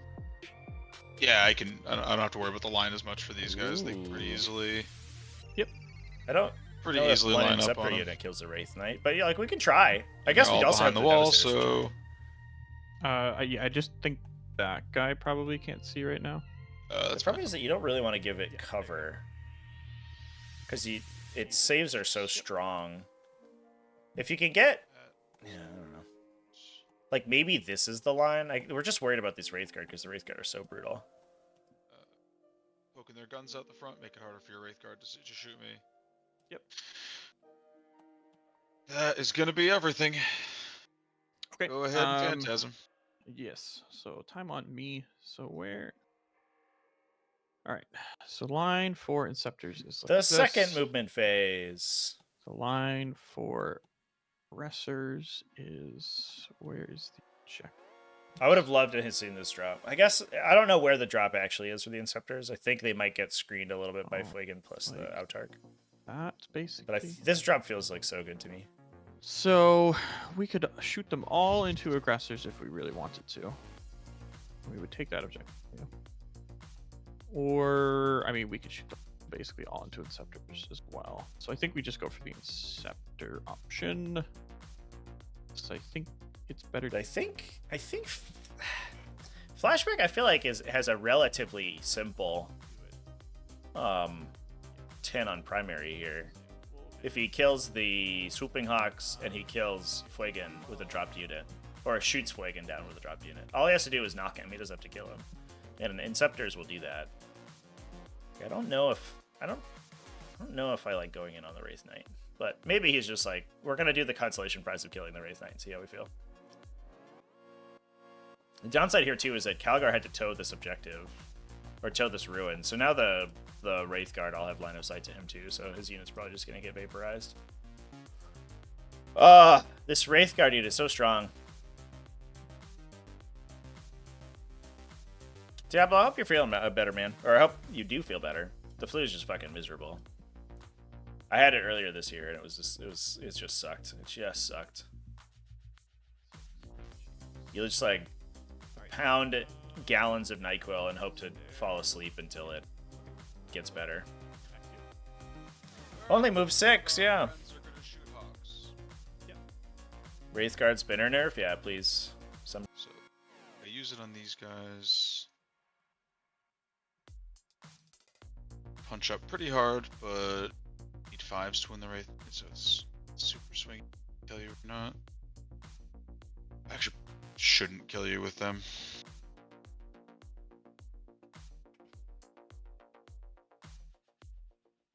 I'm not gonna use this on Calgar's unit. So Calgar's unit's gonna be hitting on 3s. It's all gonna be AP1.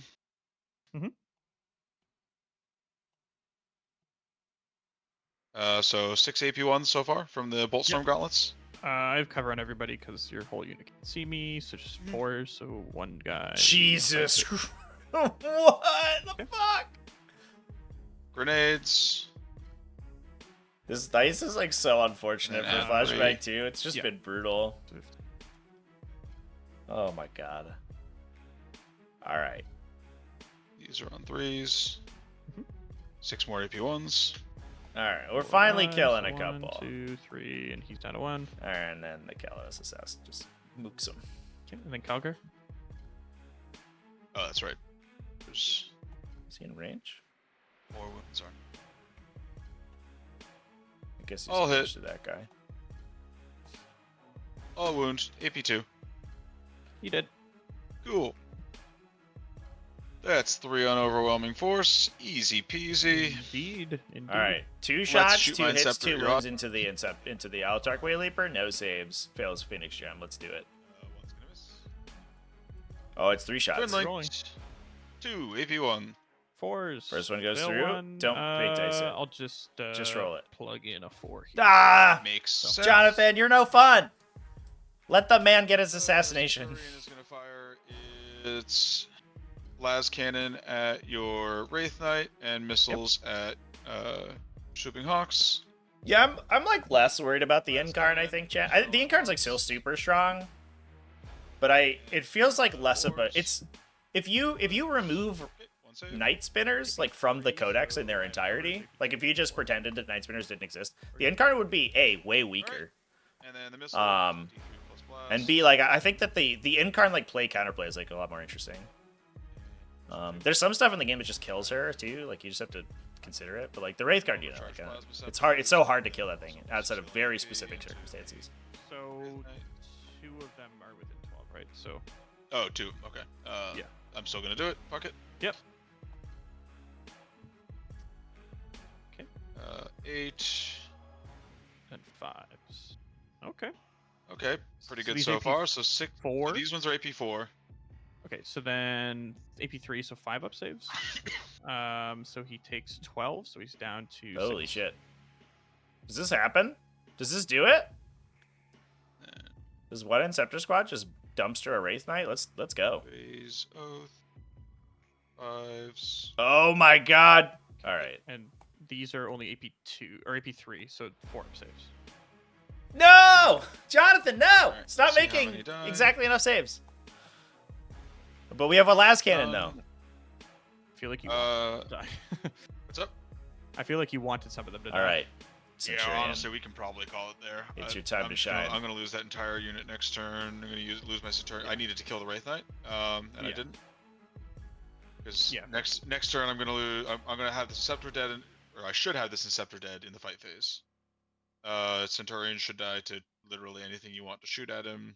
Inceptors die to Wraithguard and Wraith Knight, and Calgar and a single Calidus and some scouts aren't pulling this back for me. Yeah, I might get attack out here. Yeah. That's fair. I mean, and yeah, the Calidus might die this next turn because I probably just pick up both Hawks and just have them shoot her. So, yeah. Sure, yeah. I mean, like, either way, it almost doesn't matter what you do from this point on, just because like you're already ahead huge. And I'm gonna have like no models left. Yeah. Fair enough. Yeah, I mean, probably, spiking on the Centurions, like that was huge. Like, yeah, I figured I knew I was gonna lose some rapid ingressing them in, but I figured like it's worth it because then I get to shoot at you. I get to shoot at you instead of having to like pick an angle, and you had that angle mostly screened out. And I figured I would lose like 1, maybe 2, not 4. But when you roll max shots into max shots. If anybody has any questions for the players, go ahead and throw them in there. It looks like that's what we're gonna. 4 dead Centurions per thing. That's what we're gonna. It's not bad. Be looking at. It's not bad. It is what it is, though. Yeah, GG guys. Yep. Yeah, the Centurions getting shot was like nuts. Yeah, I was like, I was doing the math out in my head. I was like, 16-ish shots total into them. I should lose like 1 guy because everything that isn't dev wounds just bounces. And it was not the case. And you ingress them to try to get the line onto the Wraith Knight, right? That was well, because like with the way he had his Hawks set up, I was only gonna be able to get like 3 onto the Wraith Knight, and that was like the only angle I could draw. So I was trying to kill it before it jumped. And it just, if I had had like 4 alive, I probably still would have tried to go for the Wraith Knight, given the +1/+6 skill and AP, and just. Yeah, and even if it's low, it has to respect the Inceptors at that point too. Yeah, well, and then it can be overwatched and like. Right.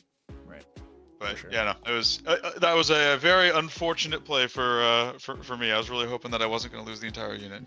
I mean, yeah. In fairness, though, you were kind of behind the 8 ball there. Like, I think you had to go for the gamble. It just. Oh no, 100%. Because me going first is just so huge.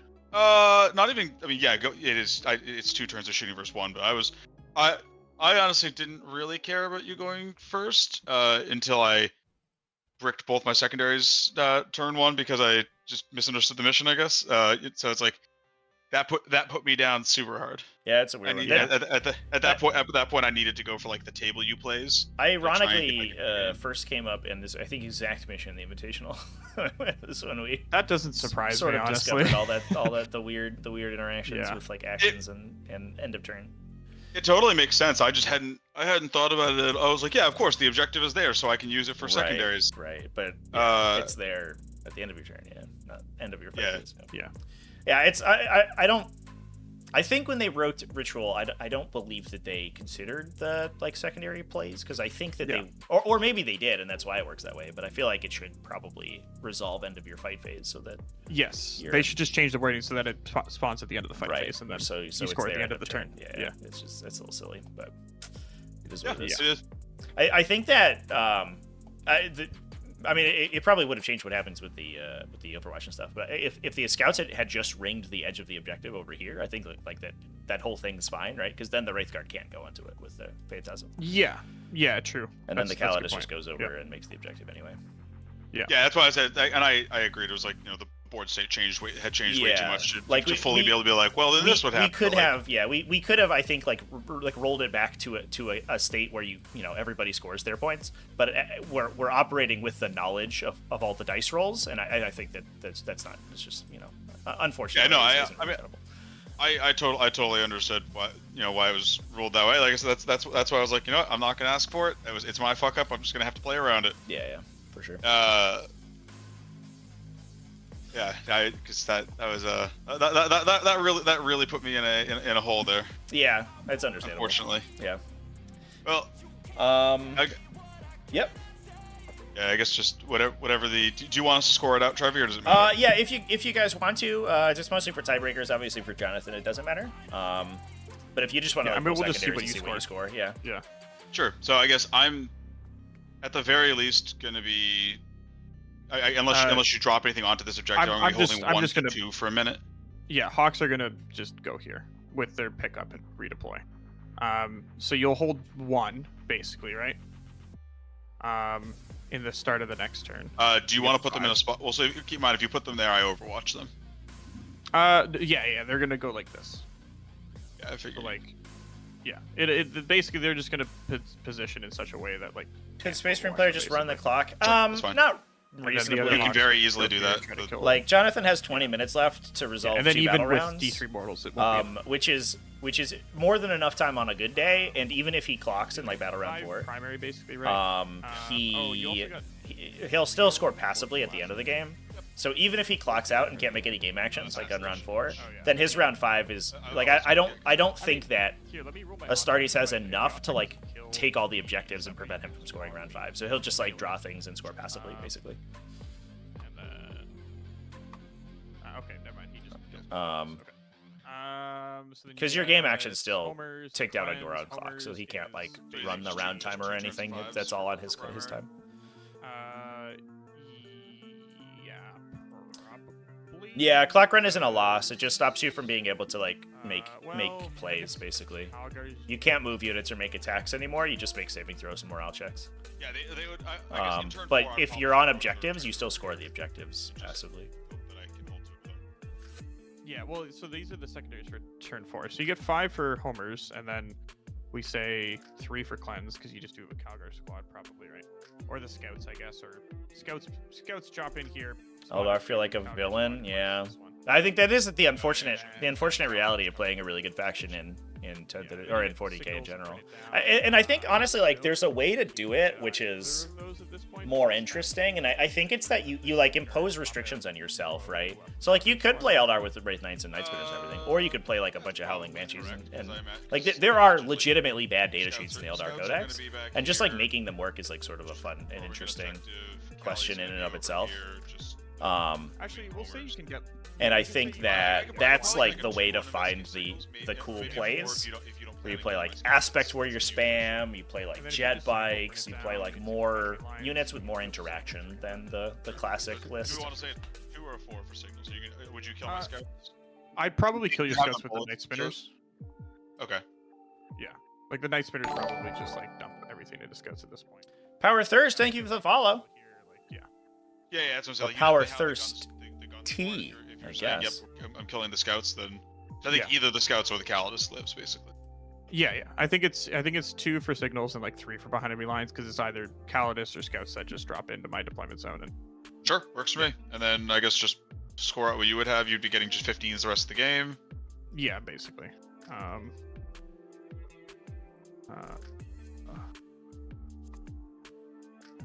There have been, usually they're called composition sort of composition restrictions. GW's never going to do those realistically. But the community has imposed restrictions on factions, like in the days of yore, back in like 6th edition or whatever. That's generally like frowned on now these days, because it's up to interpretation and it's like really difficult to enforce. So that has been the case in the past, but it's not. I don't think it's necessary in 10th edition. Don't get me wrong. Like I think the 10th edition's in a spot where Eldar are clearly like the best faction, or at least tied with Chaos Space Marines. But I don't think they're like wildly unbeatable. I think Jonathon's like a phenomenally good player, and he makes them look more broken than they are. Congratulations. You played a pretty good game there. I needed to do more to beat you. Didn't work out. Hooray, Wraith Knight! He did it. Yay, Scathach Wraith Knight! What a boss. I actually think he's like low-key good, but at the same time, this list would be a lot worse if Wraithguard didn't exist, or Plague wasn't a thing, or Night Spinners weren't a thing. Like I feel like you need to test it without those, and then maybe make a call. I feel like the Scatach Wraith Knight also really hates CSM because like Obliterators appearing just 24 inches away and being like, cool. It's actually damage 5. It's actually pretty good into CSM because it can pop the rhinos really well. Yeah, the other thing it can do is it can wait out the Obliterators too. Yep. Because if the CSM goes first, the Obliterators have to drop first, and then the Wraith Knight just counter drops them and kills them all.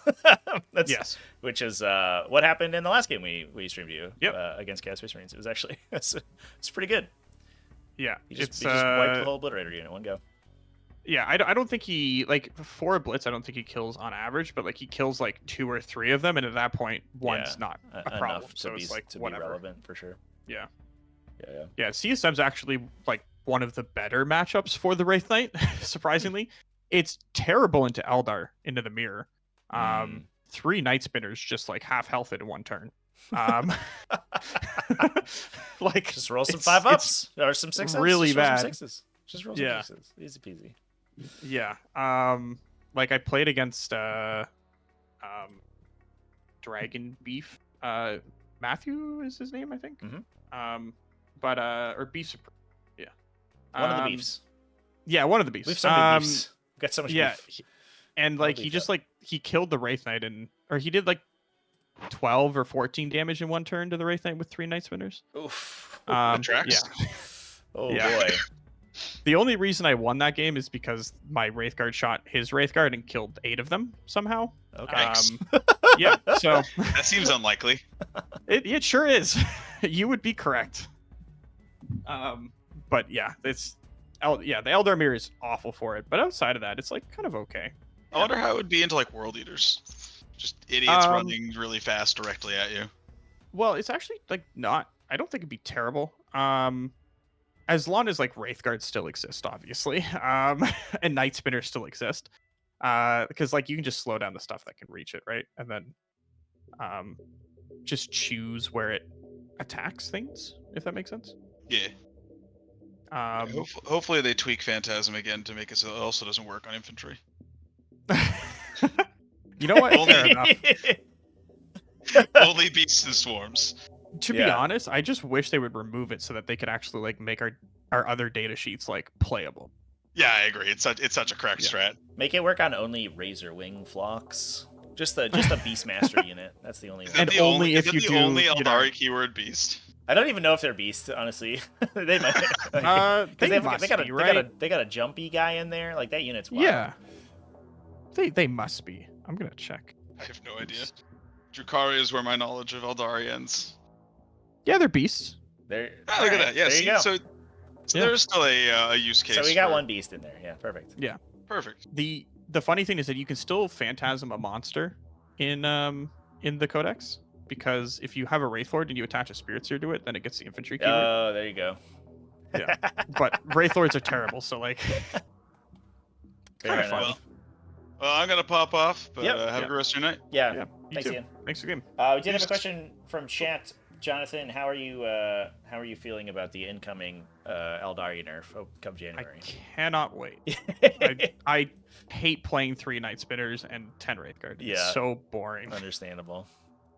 Yeah, we were just having a little discussion in ways to make Eldar like more interactive. Just from a list building perspective, like, you know, is it like Howling Banshees? Like you play some Guardian spam? I mean, like if you look at like I think the state that Eldar was in at the end of 9th was so good. Like from an interactivity standpoint and like just a playability standpoint, right? Mm-hmm. Like it was just a bunch of like aspect warriors. Like, you know, you had a squad of Banshees, squad of Scragging Scorpions, some Shining Spears, some Phoenix Lords, and then you basically, for your secondaries, you had to just do, like, Ritual in the middle. So, like, that's a little uninteractive, but, like, at the same time, you're dumping, like, 300 points into that between Warlocks and Farseers. Mm-hmm. So, but, like, I found that play style was a lot better because you're actually like trading units and stuff like that, whereas the current one is just like, I only trade if I want to. Right. You can only trade if I say you can. Yeah. You have like sort of total control over the game state for the most part. Yeah, pretty much. Yeah, outside of CSM, like CSM's the only army that can really kind of fight Eldar purely because they have Dark Obscuration. Mm-hmm. If you remove Dark Obscuration, I think CSM are in a tough spot against Eldar, but because Force Fiends are a lot worse. Probably the case. Yeah. You just start like losing the shooting matches, which isn't great. Yeah, because then triple Night Spinners just like, you know, kill a Forge Fiend over 2 turns basically, or even 1 turn. They can do sometimes, or just tag all the advance and charge units.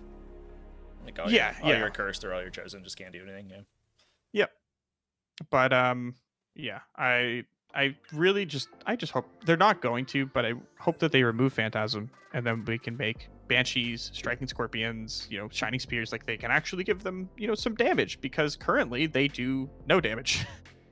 Like, I don't know if you looked at Banshees, but like it's like 15 attacks, it's strength 4, AP 3, 1 damage. Yeah, it's like laughable. Yeah. It's the classic, like, the 10th edition melee stat line, where you're just like, everything got reduced by, like, they were already, like, okay in melee, and they just got reduced by, like, 1 or 2 on every stat, and you're just like, why? Yeah, exactly. Just cut my output by, like, 50%. Yeah. I have a prediction for the data slate. I think what's going to happen is they're going to buff Drukhari, and then Ynnari is going to be absolutely insane. It's going to crack Ynnari. Yeah. Like, you're just going to slam 1,000 points of Drukhari every single time into Ynnari, and then it's just like... What I would love is for them to buff Drukhari, but to take the fucking Aeldari keyword off them, because it's the only one with a dual like faction keyword. They have a faction keyword in their normal keyword line. Like what was that? Yeah, it's pretty silly. Yeah, it's very silly. So yeah, like that would be. I think that would make Ynnari much more interesting because there's an actual opportunity cost. A Ynnari unit isn't just an Aeldari unit that can't use fate dice. Yeah, exactly. I do think that they need to. I feel like it would also help if they just like buff the detachment that Drukhari has, because their current detachment is just like god awful. It's got so much like internal anti-synergy too. That just doesn't make sense. Yeah. It's a transport detachment, but most of their abilities trigger on the battlefield. Like, what are you doing? Yeah, exactly. Yeah. And none of the characters are even like that good. Like the Archons are okay with the court. The Archons are, but he gives you wound rerolls on his guns. Like that's something, and then. But the Homunculus and the Succubus are just terrible. Well, I guess I like Lilith. Like the special characters are alright. I think Lilith and Urian Rakarth are okay, but then Lilith you need to pair with witches, and witches are trash. Really bad. I mean, we have seen some lists. I think that just run Lilith by herself, because like her expected damage is a lot worse without the attached unit, but it's not against like tactical Marines. It's actually like just fine. Yeah, that's fair. But and she's only 80 points. She gets you the pain token, and she's just like vaporizes a unit once per game. Which is I also feel like they need to just buff Drukhari's like melee output across the board. Yeah. Like, have you seen Incubi? Yeah, the Incubi like they're like Drasar sort of like I think like helps them out, but like I mean the witches are another like a good example, right? They're like the Howling Banshee problem, or they're like it's just this, like this agile lady, and they're just like, oh well, you can't be higher than strength 4 like AP2. And they're like, all right, so we do nothing. That's what you're saying. Instead of doing anything, we do nothing. Yeah. Yeah. We don't kill what we charge, and then 3 tactical Marines kill half the squad in melee. Cool. Yeah, pretty much. Thank you. Yeah. Yep. Yeah. I will say that if they nerf Phantasm to be like triggerable, so like you have to end with a 9, I feel like they should at least make it also mounted then. Yeah. Because right now the mounted models in Aeldari need some love. Like not a single one outside of Shroud Runners is like even remotely playable. Right. I played against Wind Riders. I think when the Index first came out, but I don't think I've ever seen them since. And they were fine. They did okay. Like just having a gun that was long range and fire and fade was okay, but the requirement to fire and fade was unfortunate. Yeah, and but also it's 24-inch range. Like it's not that far. 24-inch range in 10th edition is like most of the table. To be fair, that's true. Everybody's standing next to each other this edition. but they're also like not infantry, right? So like they still have to go around terrain and stuff like that. Yeah. With there's like a lot of 2-inch terrain now. I think it's a lot easier than it was at the beginning. It's not what Hail of Doom Wind Riders used to be. It's not quite the same. It's a little bit better. No. Yeah. Indeed.